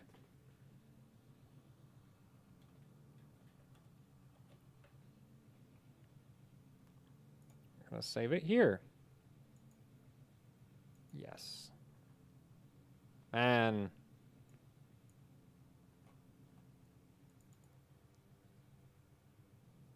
Okay, that's reading out properly. FCLK 2000 right now. Okay, so... Whoa, it actually defaults to a really high FCLK.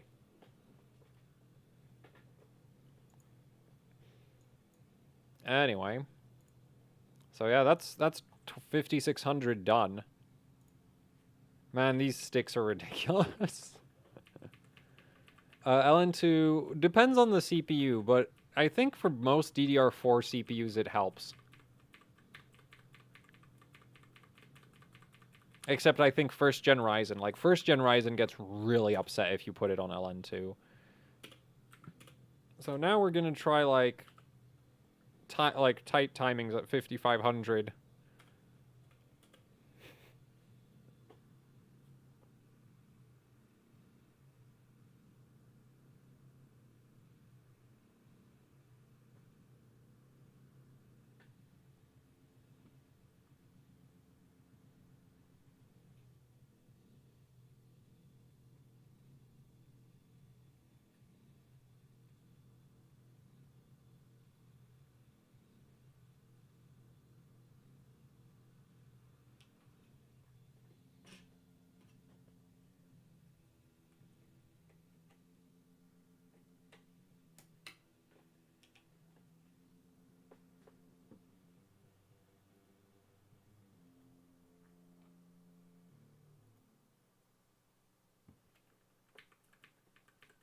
Uh, 4750G on LN2? As far as I know, no. But I'm pretty, like, I think the world record for memory clock was done with a 4650G on LN2.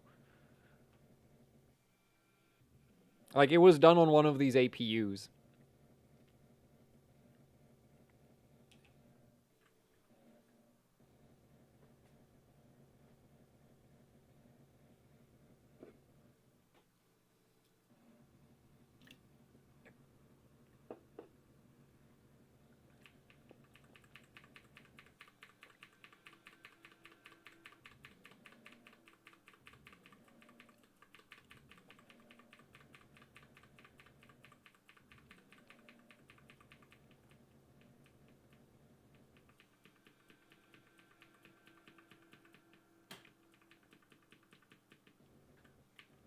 You know what? I'm kind of thinking that maybe trying to do this at 5500 is not the best idea, considering it's, like, kind of moaning about it already. So we're going to do this as 5400.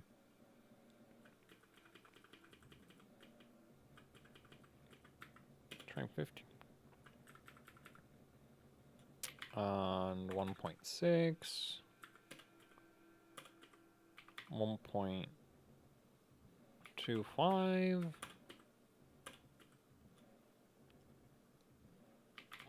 1.3. Yeah, I actually do want to lock the CPU frequency. Because we're going to be running IDA, and I don't really feel like having the boost system affecting the things.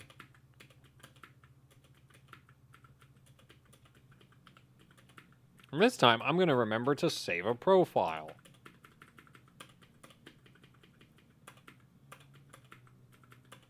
I should really test the V-droop on this first. Like, if you're wondering what the method to these settings right now is just kind of like what I think is, like, what I feel like is right. It's like, does mode 5 feel good? Nah. Because I actually don't know. Like, I've not done a test of the voltage behavior on this motherboard. Which button was it? Ah, it was F9. Save overclocking profile. Have a profile. Now what we're also going to do is we're going to go in here and punch in a 20, a 26, 26, 26, 50. And yeah, we're going to use gear down mode off because I want to be able to do odd cast latencies and odd timings because I'm trying to make it look good. I'm not necessarily trying to make it the fastest it could be. I use HCI mem test.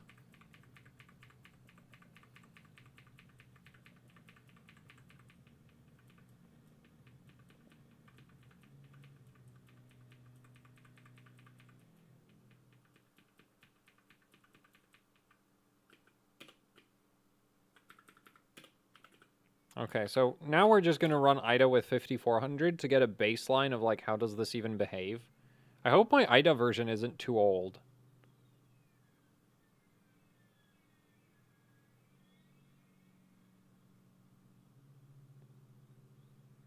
Can VRAM degrade over time even at stock voltages? Like, memory on a GPU? Like, it can thermal cycle itself to death. But actually, normally it would be like your GPU core thermally cycling itself to death, affecting the connection to the memory. Yeah, this is the B550 Unify-X, and MSI was kind enough to send me, like, I'm not sure if it's, like, stickers, because it's not engraved. Like, the text is raised, but I have a M.2 cover with my name on it for this board. Well, it doesn't show up on camera, but yeah, like, the M.2 cover has my name on it. Come on.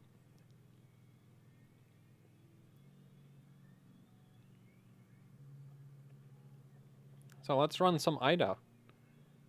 I have no idea what to... Ooh, I wonder what happens when you run Geekbench at 5400.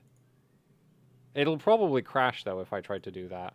I don't think I have enough voltage. And, oh, we have hardware info on this. We can use that.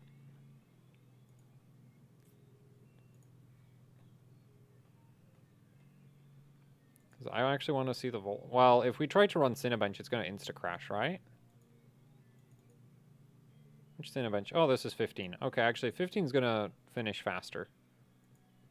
So... Oh, there's not much V-droop at all. Right, because it's an 8 core, so it doesn't pull any power. 55 amps. Pulls nothing. It's also stable. Man, that Asus board was garbage. That Asus board was so bad. There was no way it was doing 4.4 for Cinebench. Also, I have more cooling this time around, but yeah, anyway, so 1973. I don't know if that's nice, but whatever. Actually, I could probably run a higher core clock, which just affects the IDA scores. Oh, I shouldn't have hardware info open while running IDA. Damn, but if R15 finishes, then Geekbench will probably finish. Oh my god, 70 gigs, almost 70 gigs read. 62 gigs write. Oh man, okay, yeah, once I tighten up the timings, this is going to be spitting out over 70 gigabytes per second.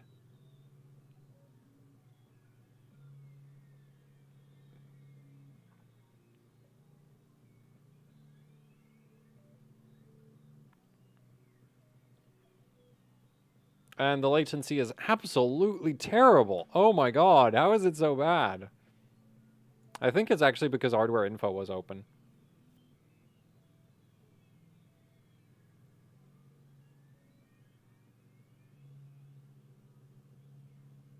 Oh no, it's just bad. Okay. Cool.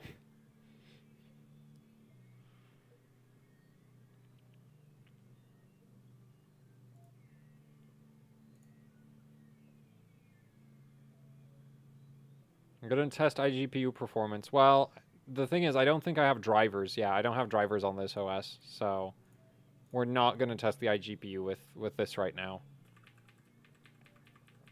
Why are the Ryzen 4000 series APUs so good? Well, because they have a new memory controller. Do you use the same Windows? Yes, I do. Or more like, I keep using the same Windows install until I get upset with something about it. And then I replace, like, then I just do a fresh install.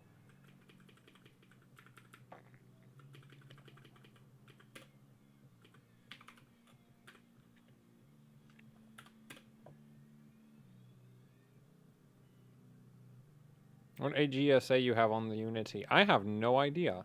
I mean, on the Unify. Yeah, I have no idea what AGSA I'm on. It has FCLK issues, though, so... Not a good one.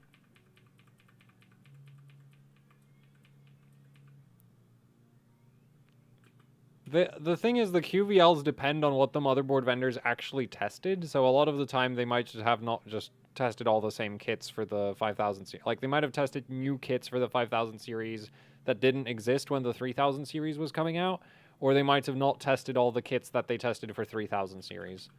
Right? Like, yeah.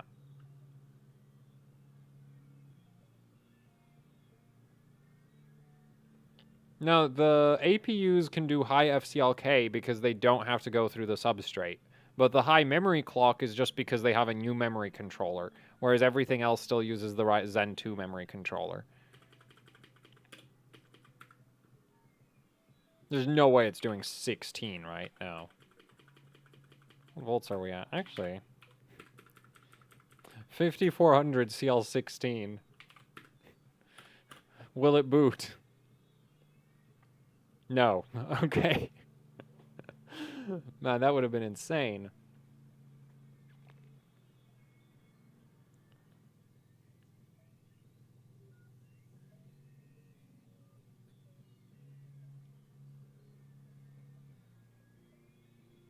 I can't update the BIOS. There's no BIOSes to update to.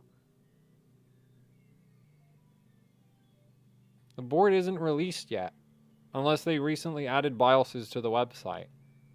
But last I checked, they didn't. And they didn't give me any BIOSes. Like, there's a bunch of, like, unreleased BIOSes for some of the other boards, but nothing for this one.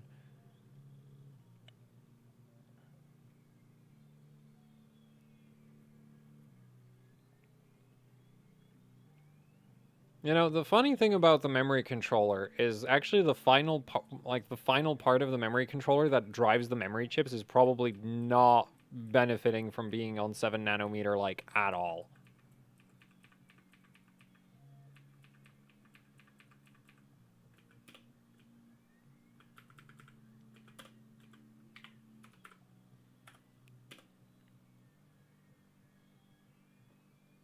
Oh, come on. Worked before.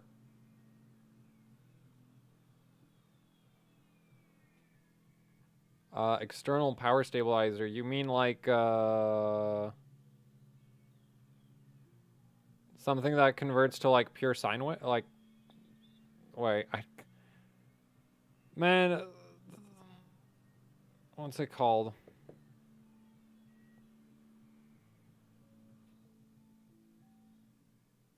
Like, if you're meaning one of those things that, like, cleans up the AC, I don't know. There.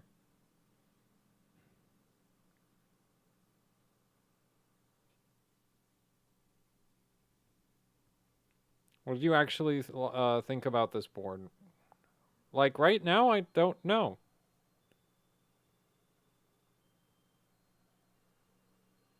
Like, it has all the features I want, so that's good.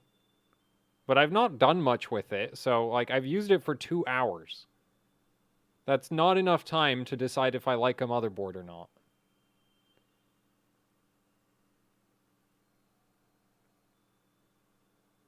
Like, I normally have a good idea of if I hate a board or if I like a board, like, 20 hours later.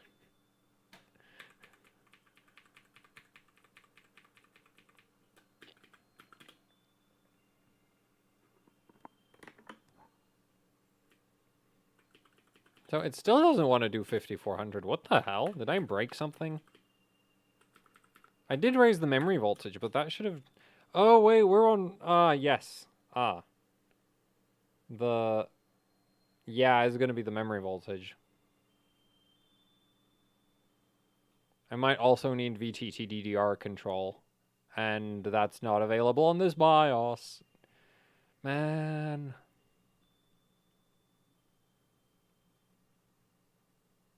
Honestly, VTT DDR on a trimmer is actually pretty cool, because you can, like, trim the VTT DDR while booting. So you don't even need to go into the BIOS to change it. You could just power cycle the board and see if fiddling with the VTT makes it work or not. Could be arguably faster if you, like, properly set up the, properly set it up, the modification. Will it ever get VTT? It should. Like, that's the thing, is, like, I was told this board would have VTT DDR control. Then I checked the BIOS and it was like, oh, it's not there. And then I asked MSI, yo, I can't find the VTT DDR control. Where is it? And they're like, well, we're working on that. And I'm like, aha. And that's why I decided to use this memory kit and not a bunch of B-die. Because if we were trying to do a bunch of stuff with B-die, I'd be super salty about the lack of VTT DDR control.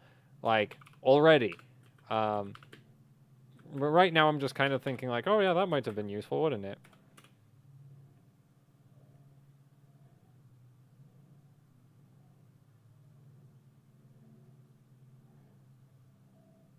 2x16, 3600, 16, 18, 18. Decent overclocker if it's Rev B. Yeah, Rev B is solid.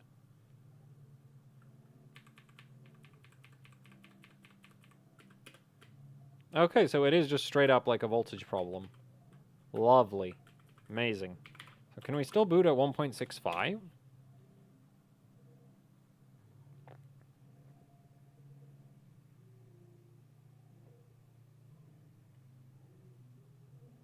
No, we can't. Interesting, interesting. So I guess we have to max it out at 1.6 because it complains about higher voltages. The sticks aren't warm. Like, the sticks are cold, so it's not a temperature thing. Or, well, if it is, well, no, it could still be a temperature thing, but it's like, if I wanted them to be colder, I'd need to, like, cool, like, chill them. Because they're basically at room temperature. So it's like, yeah, we're not fixing the current thermal. Like, if it's a thermal problem, we're not fixing that right now. Because there's no way to do it. Do mainboards with postcodes come with a list of what the different codes mean? Yeah, your like the motherboard manuals for boards with postcodes include a list of a lot of the postcodes. Not all of them. Like, a lot of the time you sometimes get stuck on postcodes that, like, aren't documented. Or aren't supposed to be, like, used for anything, but you still get stuck on them, which is kind of like, oh.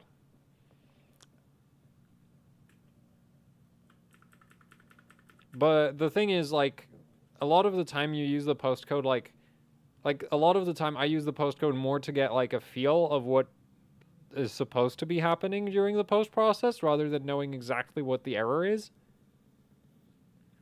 Which you just, like, because otherwise, if you're just booting a board and there's no feedback whatsoever, you know, you don't know if it's like, oh, the memory controller, or if, like, because sometimes from the postcode you can tell, like, oh, my settings are really bad, or my settings are fine, that kind of thing.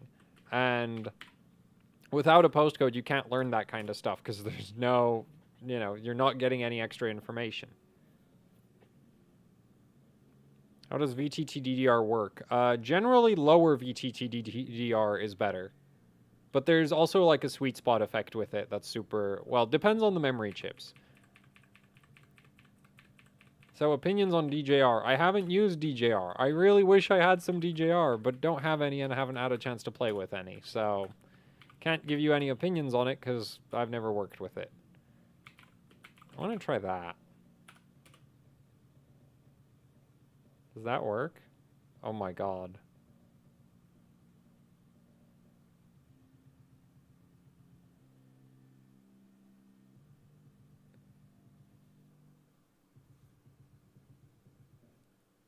This is insane.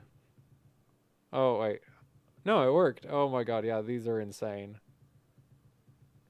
5400, 1824.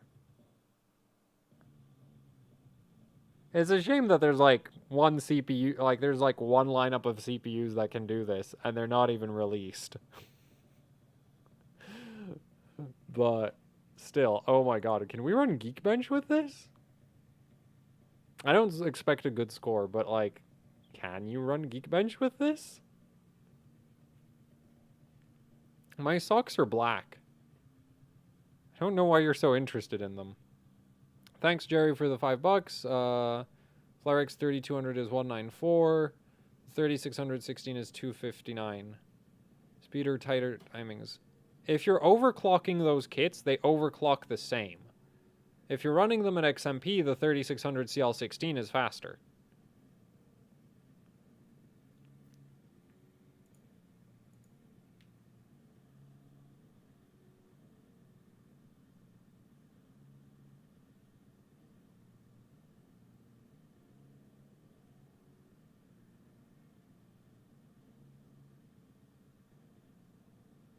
What? I didn't mute myself. I'm just like, there's nothing to say at this point. Like, I answered his question. And I don't really, like, I'm reading through the chat, but I'm not going to read the chat to the freaking stream. It's better than when I got, like, it's better than the comments I was getting when I'd actually have, like, a face cam.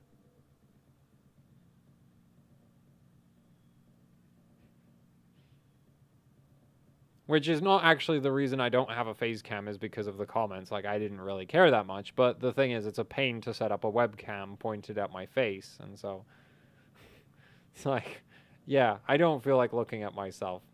Okay, yeah, so the score in Geekbench is appropriately terrible, but like, it's actually stable, which is not well stable. It finished Geekbench, which is like, whoa, what?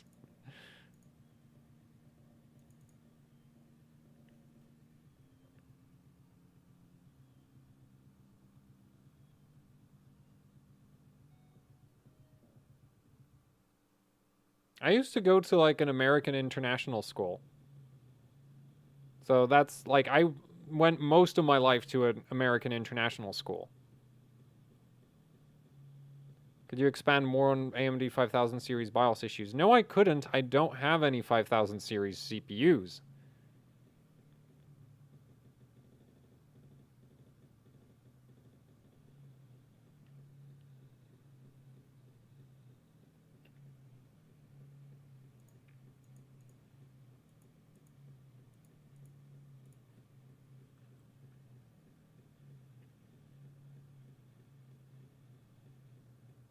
Who has done the best RAM overclock for noobs video? So so the reason why why I haven't done like a beginner RAM overclocking video is because there's no such thing as, like, as far as I'm concerned, there's no such thing as like beginner level RAM overclocking.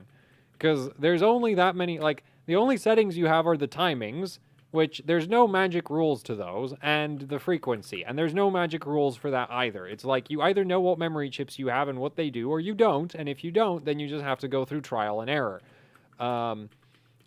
And, you know, like, you can be literally brain dead and still be able to apply a process of trial and error, as far as I'm concerned. Like, honestly, you could probably automate memory overclocking.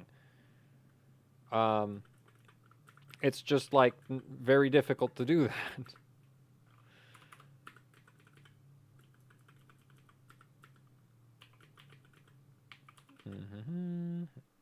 Oh, it's at 16. Nice.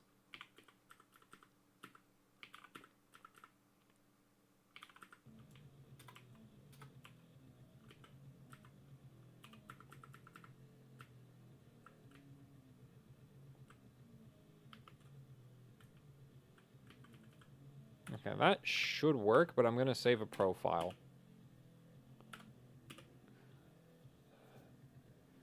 Did you ever get to play with a Ryzen 1600 AF? No, because it's a 2600 with a different name.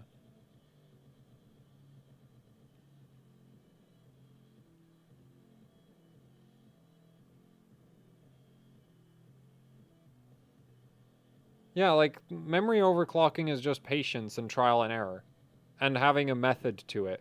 Like, if you go in and like, randomly punch in settings and it doesn't work, like, say you copy settings from DRAM calculator and then it doesn't work, well, you haven't learned anything, because you've just punched in, like, 20 plus settings. You won't know which one did anything. Right? And the funny thing is, it doesn't even matter what the different settings actually do. What matters is which one caused the errors. Which might be like, but no, like, there's no relationship between what a timing does and why it doesn't work. Like, I've run into motherboards, like, TCWL generally goes below TCL, but there's a bunch of motherboards with, I've run into a bunch of boards with BIOSes where you actually can't run TCWL at normal TCWL levels. Why? I don't know. There's something wrong with the BIOS, but that's not my problem.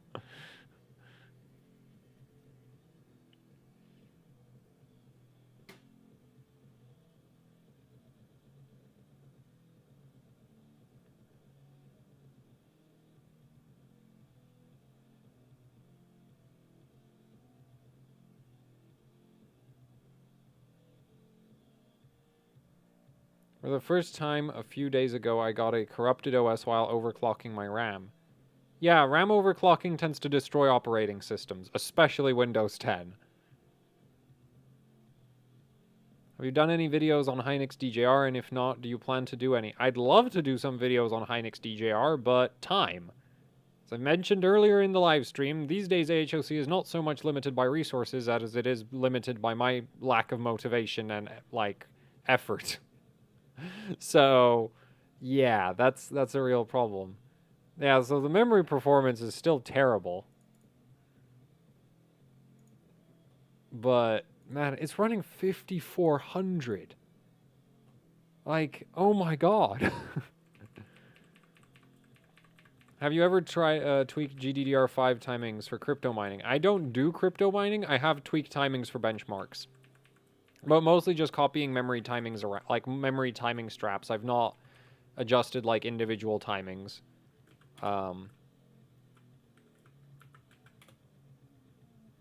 Did you ever try Team Group Dim Elite 3200 CL22 at 1.2? No. Like, I don't even know what memory that is.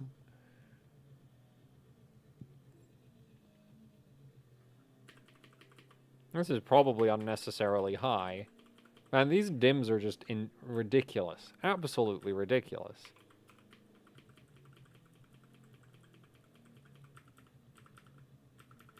Alright, well, that was my turnaround.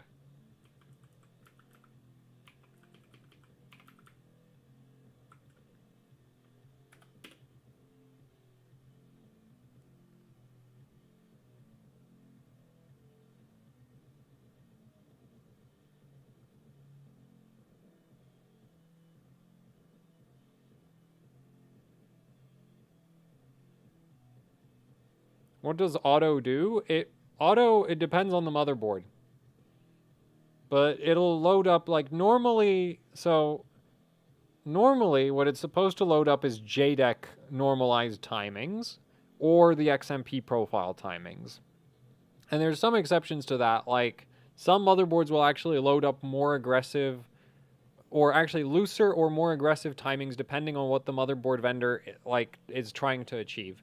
So like MSI motherboards will sometimes like recognize some memory chips and they'll give you really loose TRFC or really loose subtimings to compensate for some like stability issues. If you're going for high frequency, this is very helpful. The downside is like if you just enable an XMP profile and then run a benchmark, your performance is terrible because the board is preloading a bunch of like stability optimized timings that, you know, aren't really like, yeah, they're great for stability. They're terrible for performance.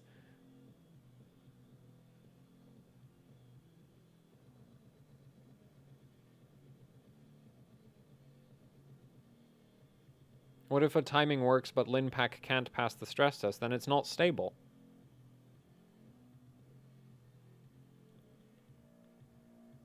And the timing isn't working. Like if you change the timing and you start failing LinPack, that tells you that the timing isn't stable. Though the funny thing with LinPack is it actually gets more CPU heavy as your memory gets faster. So you first, like, you really want to make sure that your system, like with LinPack, there's a chance that as you overclock your memory, if you have a really big uplift in gigaflops, like if you go from like 400 gigaflops to like 600, you might be seeing instability that, like, you might be like, oh, my RAM's unstable, but it's actually your CPU.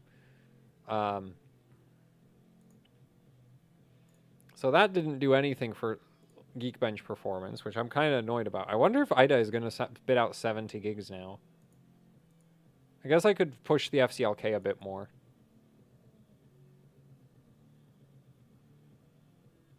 I use Geekbench 3 because it finishes faster. Also because HardwareBot actually gives points for Geekbench 3. Oh my god, 75 gigabytes. 81 right. Holy crap.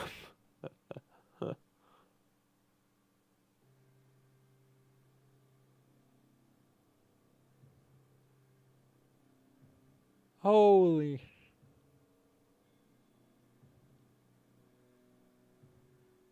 I mean, the latency is trash, and that's probably because it's desynced, but oh my god, it is moving so much data.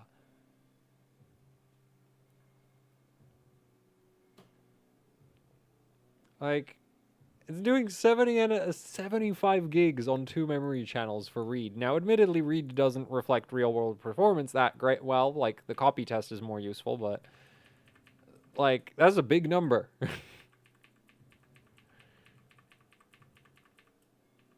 Still waiting on 5950X? Yes. Did you hear about 5950X's being in stock in the UK anytime recently?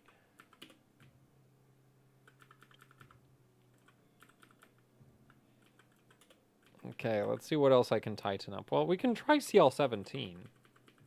I'm not sure that it'll work, but we can try it. It should work. Like, TCWL is at 16. Oh, no, it won't. Okay. Yeah, I know the latency's probably because of the desynced Infinity fabric.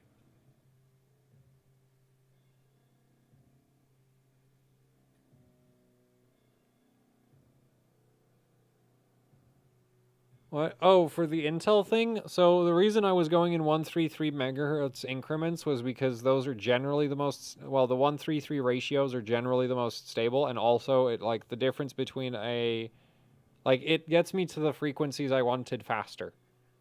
I didn't want to go in 66 megahertz steps or 100 megahertz steps, because it takes longer if you use smaller steps.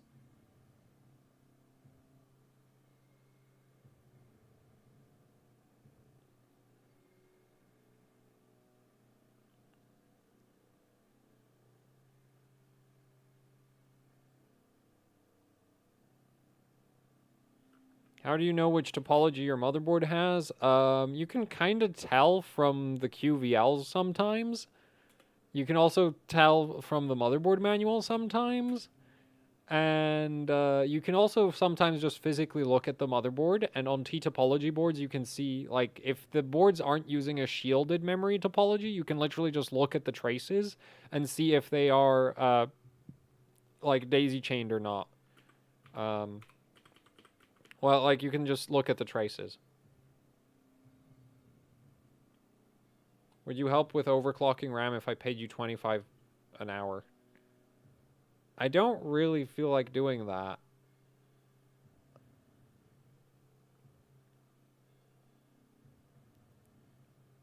Like, the thing is, also, I feel like the main reason I don't want to do that is because then it's like, what if I don't meet your expectations?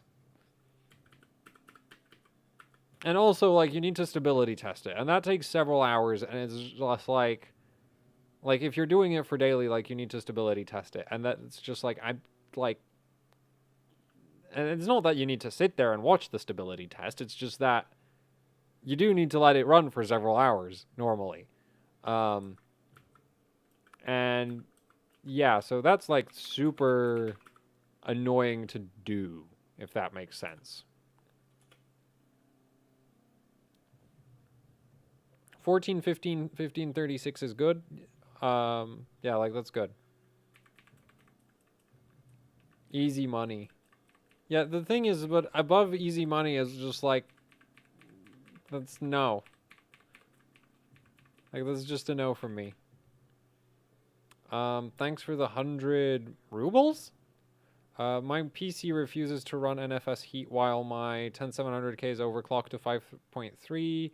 Prime 95, no AVX, memtest, and every other game works. As far as I know, the Frostbite engine actually uses AVX, so drop your overclock. And maybe run a AVX-based stress test. Like, the Frostbite games are, like, surprisingly heavy. Like, actually, also Titanfall. Like, I didn't have any stability issues in any games until I started playing NFS Heat and Titanfall. So that was, but my stability problems are like GPU, not CPU. But as far as I know, the Frostbite games actually do use AVX instructions. So yeah, if you can't play a Frostbite game, it's probably because you didn't test with it, and you didn't stress test with AVX. It's probably because you didn't stress test with AVX. That's WR.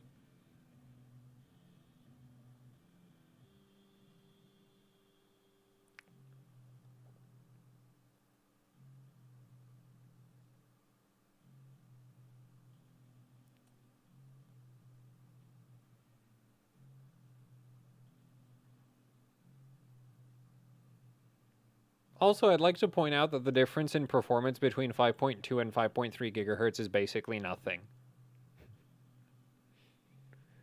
Which is like the thing with the Peltier from Intel is just like, this is really just great for benchmarks and completely useless for anything else. Or actually not Peltier, but like Tech Chiller from Intel is just like, cool, but completely useless outside of benchmarks. Because, like, you won't notice a 5% increase in... Because it's not even a 5% increase in clock speed. Right? Like, that's the worst part. Going from 5.2 to 5.3 is, like, not much. Will you get said chiller? No.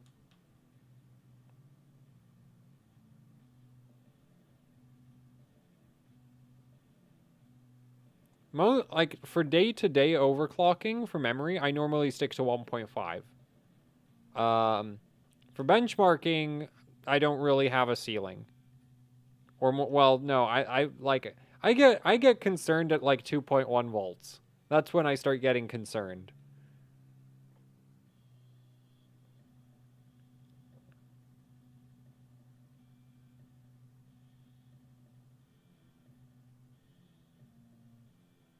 Yeah, well, back in the day, the CPUs came with really low stock clocks, didn't they?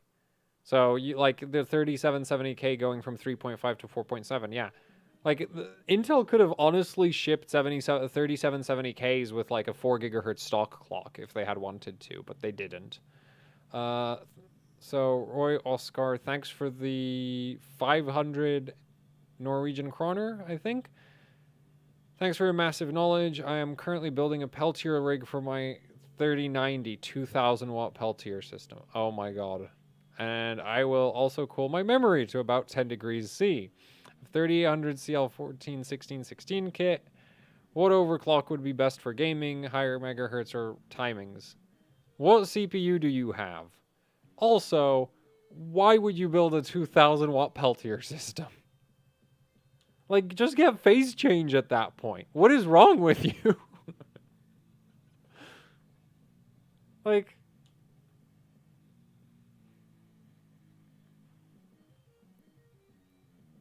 Yeah, like, I would just straight up go for, like, an aquarium chiller or something. Or a custom chiller. Like, I'm sure you could find somebody to build you a water chiller at that point. Because 2,000 watts of Peltiers is, like, that's a lot of money. And it's gonna be more money after you, like, turn it on.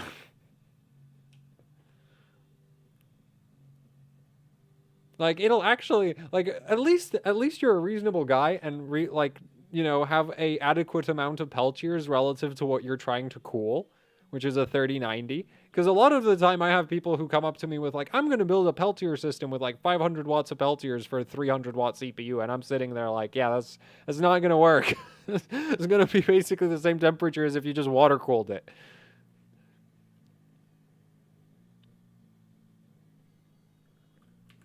So, yeah, but what CPU? Did you respond with what CPU? Should have probably been following the chat. Yo, you need to tell me what CPU.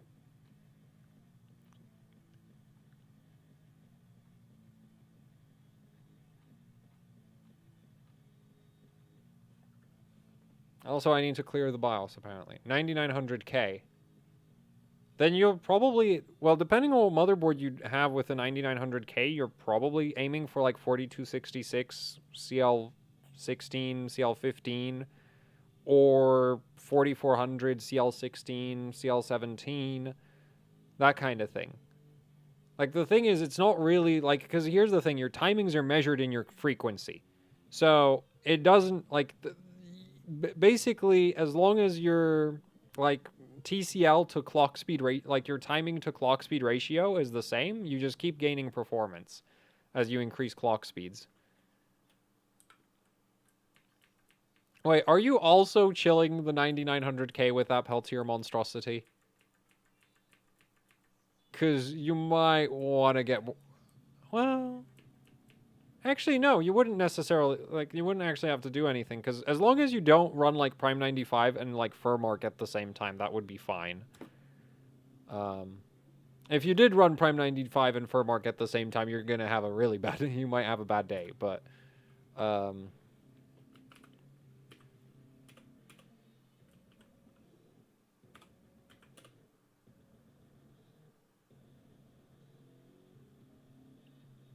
Have you played with chillers? I built a 400 watt tech chiller that would go to like 6 degrees water temperature with no load. And then once you loaded it up, it would just slowly creep upwards.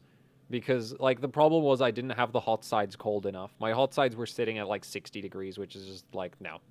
Actually, I know. I think they were at 60 degrees if I was running it no load. And then when you loaded it, it went to like 70 degrees on the hot sides. And this is just like, yeah, it just went straight to hell. So obviously I needed a better hot side cooling system. And then for like compressor-based chillers, I actually have a like I do have a phase change chiller in the Czech Republic. I didn't really get to run it on anything, unfortunately. And that thing was a beast. Like, that goes well below 0. That thing went to, like, I want to say minus 18? Like, something stupid like that.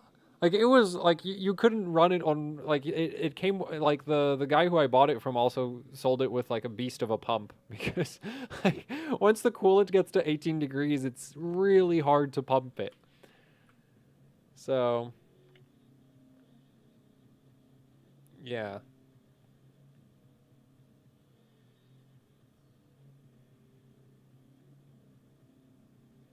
It was a custom build. Like, I didn't order it. Like, somebody built it, and then they were selling it, and I was like, oh, I'll take that. I think I got it for, like, 500 euro or something. Man, I miss that thing.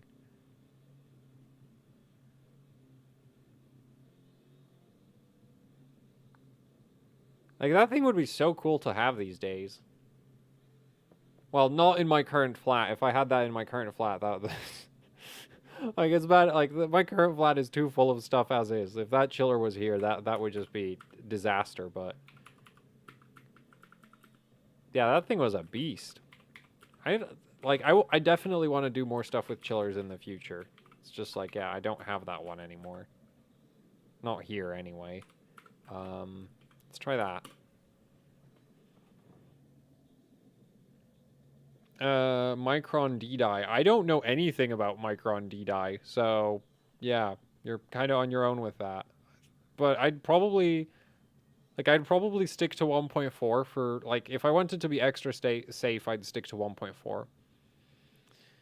What could be first reason for when RAM stopped support overclock that all the time was fine? 4x8 Samsung B-die, CPU 3600X, MSI B550 gaming. Wait, so you have an overclock that was fine and then it just stopped working out of nowhere? Did you update the BIOS or anything?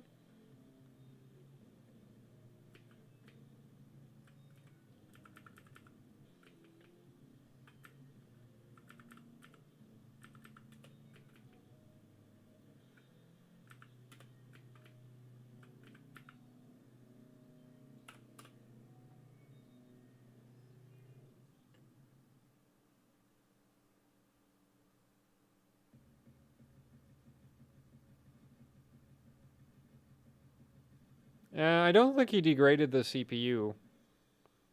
Maybe dust buildup on, like, the context or something?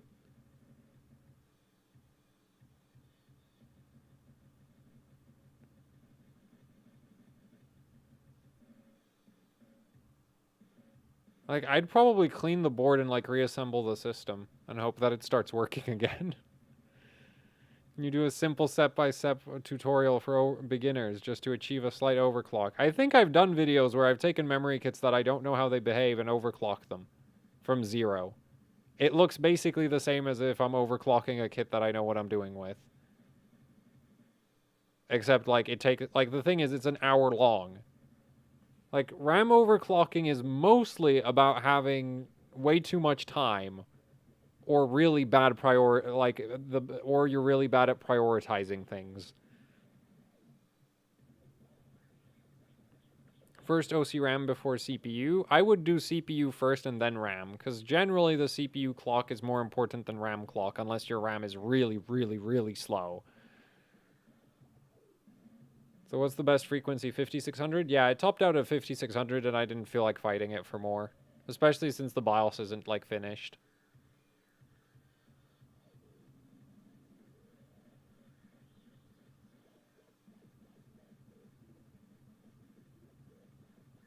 Oh yeah, your PSU could affect it. Or if like a cable got loose or something. There's like... Should we first OC RAM before CPU? Meant at the same time. Eh? That doesn't make sense.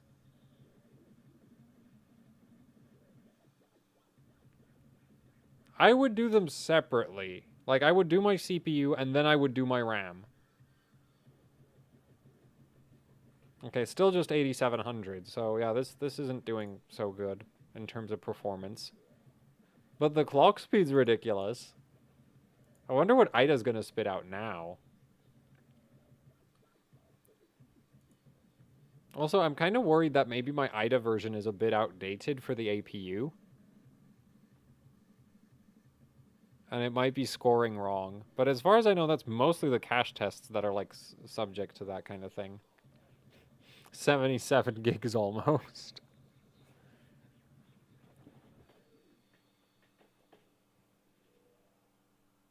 I really wish we could run... Well, it's a shame we can't run the FCLK at, like, 2700.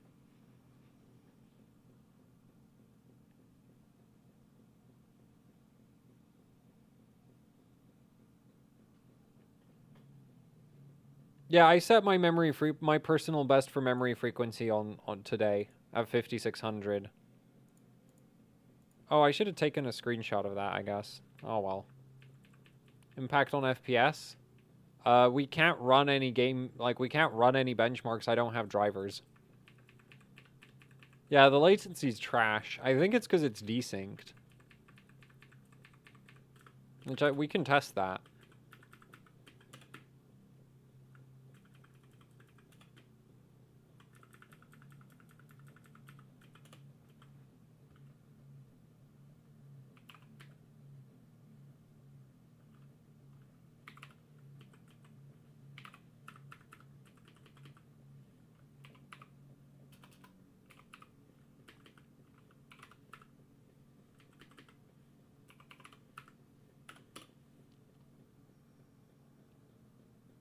Have you ever seen mem sticks with heat pipes? Yes, I actually have a bunch of memory sticks with heat pipes.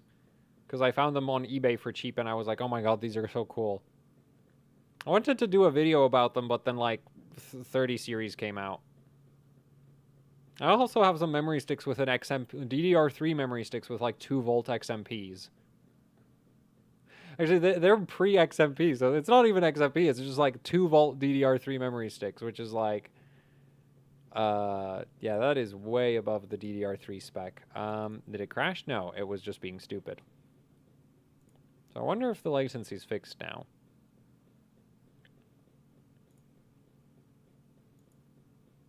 Yeah, I have some, like, interesting DDR3 memory sticks that I want to play with. But it's just, like... Well, right now, like, Ryzen launched and 30 series launched and, like, 6000 series is launching, and so it's, like, no point. Okay, so that's 60 nanoseconds. That's still pretty bad. Then again, the timings I'm running aren't exactly, you know, mind-blowing right now, so that might be part of it. I was hoping for sub 60. But most of it is evidently the desync. Because I don't think 426615 is much faster than 5400. Like, I don't think the latency on the current settings is much lower on the memory side of the operation. Let me just run it through a calculator. So we're going to take 4266 divided by 15 times 18. Oh, actually, no, this is looser. So we could run like CL14, but... And it's not going to make much of a difference. I guess I could do like low 50... Like I could probably push it down to 58. If we switch to B-die, I could probably do 55. Ish. Maybe less than 55. Thing is, I don't really feel like doing that, because we don't have VTT DDR control, so I can't do anything like high voltage. Because there's no VTT DDR right now. Man... I was actually considering delaying this stream until I got a BIOS with VTT DDR controls. But then I was like, oh, I won't need VTT DDR if I just use the Micron sticks, right? Oh. I kind of want to end it, the stream at this point. Like, I wasn't really planning for this one to be super long or anything. And it's been going for 2 hours, 40 minutes now. I've kind of done most of what like, it's been very, well, no. The thing is, it's like, it's too easy, right? Like, 5600 wasn't really a struggle. It was just kind of like, test the memory channels, then switch memory sticks, bam, 5600 works now. So I guess one of the memory sticks is slightly better than the other, but that makes sense. And then there was the 5418, but it's just kind of like, I've been doing too much memory overclocking. It's boring now. There, that's the problem. We need to run Firestrike. I need drivers. At the same time, the thing is, I really, like, the BIOS isn't finished, though. And that's the main issue. And also, the FCLK doesn't work. I should have run this on the master. Like, I should have first run this 4750G on the master. And then waited for the MSI to finish up the BIOS on this board. Actually, yeah, I should have tested. Man, I just realized something. On the master, this chip won't have that stupid problem with the VDDG voltages because it doesn't have VDDG voltages.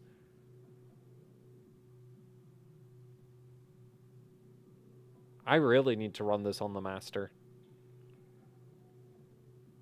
Yeah, oh, but the dual BIOS is dumb.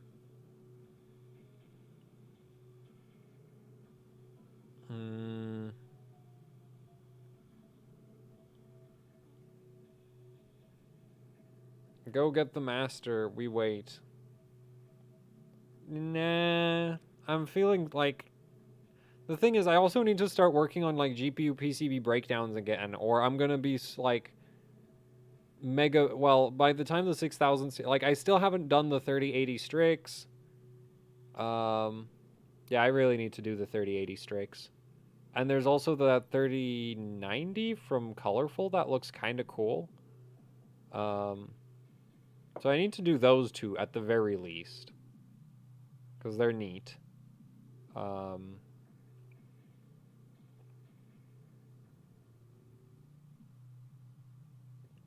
So I'm pretty happy with, like, how today's gone. Like, I've got my 5.6 gigahertz memory overclock. So... Yeah. Actually, how does... And then I can do, like, the... Like, I can just do another stream with the master. I don't feel like doing all of that today. It's not like I'm gonna run out of stuff to do, but, like, the... Shuffling the motherboards around is, like, right now is less annoying than, like, figuring out operating system... Like, getting an operating system for GPU benchmarking. Because this operating system right here is a disaster, actually. Like... This has both NVIDIA and AMD drivers on it. I think I originally built this operating system for X299 benchmarking with the 7740X, and since then it's just been getting more and more crap added to it. So, yeah, it's it's a great operating system. Oh, right, I also need to do the PCB breakdown of the Unify, which I'm not going to do until I get a BIOS with working VTT DDR, because I don't want to go and make a video saying, oh, it's totally going to have VTT DDR support, and then find out after launch that they never added it. That is, like, one thing that I really don't want to deal with. That's actually one thing that super annoys me with, like, testing motherboards is, like, how they drastically change depending on BIOS version.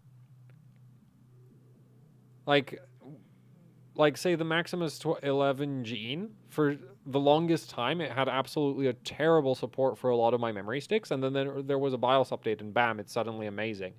It's like, well, that completely changes how I see the motherboard. Because I used to absolutely hate that board. Like, really hate that board. And then there was a BIOS update, and everything was suddenly great, and I'm like, what? I mean, it still has a bunch of annoying Asus things, but... Yeah, it just got, out of nowhere, it got way, way better.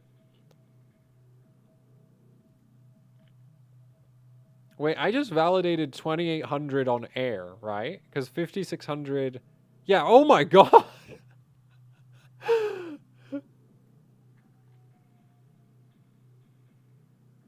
Oh, somebody apparently. Well, there's a few scores that are like 6 gigahertz on stock apparently. Wait, no, that's LN2 CPU, but air-cooled memory. Which actually, depending on how small your motherboard is, air-cooled memory gets so cold. Like, if you have air-cooled memory with your CPU on LN2, the memory power plane and the ground power plane will transfer so much of the cold from the CPU, or more like the heat from the memory stick will get sucked through the motherboard and into the LN2 pot. So your memory stick actually ends up way colder than ambient anyway. Um, but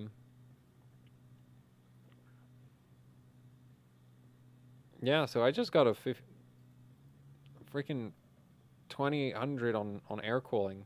That's awesome. Well, still need to get some DJR because this stuff apparently doesn't play that well. Actually, I still need to test this also on Intel, I guess, and also get some DJR to play with that on Intel. Anyway, well, move mouse. There, mouse moved.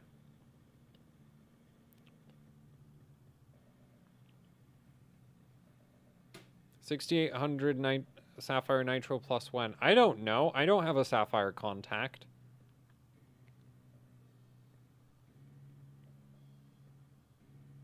Can I put 16x2 4000 high-end on X570? Wait, you want to run Wait, you want to run 64 gigs of RAM at 4000. Yeah, that should work. And I say should because normally, like, well, depending on what memory chips you're doing that with, it can go either very well or very badly. You are such a Sapphire shill, not chill. But yeah, like, considering what a massive Sapphire fanboy I am, it's surprising. Actually, I know exactly why I don't have a Sapphire contact. Because why would you give free samples to a guy that you know is going to buy your GPUs anyway? Right? Like, they don't need to send me a 6900 XT toxic sample. I'm just going to buy it because I'm such a freaking idiot.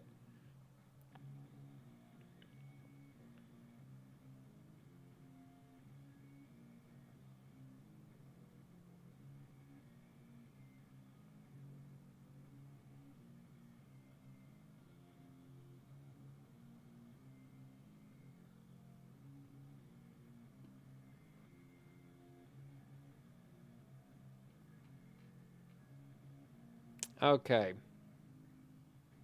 Yeah, I'm done with this. So, I hope you enjoyed this stream, even though this one was way shorter than most of them. How to test IF stability. Is your USB like your mouse glitching out? Heavy CPU, like CPU workloads that hammer the memory. So like LinPack, basically. LinPack's great. LinPack is amazing. It destroys absolutely everything. Just like if you need to detect instability, you run LinPack. It'll also in the process tell you if your VRM, well, actually it's not that hard on the VRM. Prime 95 is way worse for the VRM. Anyway,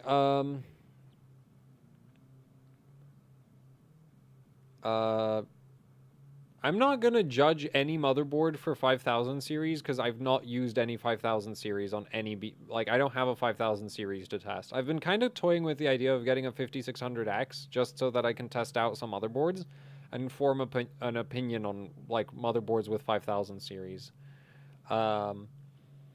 Anyway, there. We're done here. Like, I'm waiting for MSI to give me a proper BIOS for this board. And once I get a proper BIOS, like, I'll do more live streams with this setup because I'm just waiting for a BIOS for it. I might do a live stream with the 4750G on the master. I'm not sure.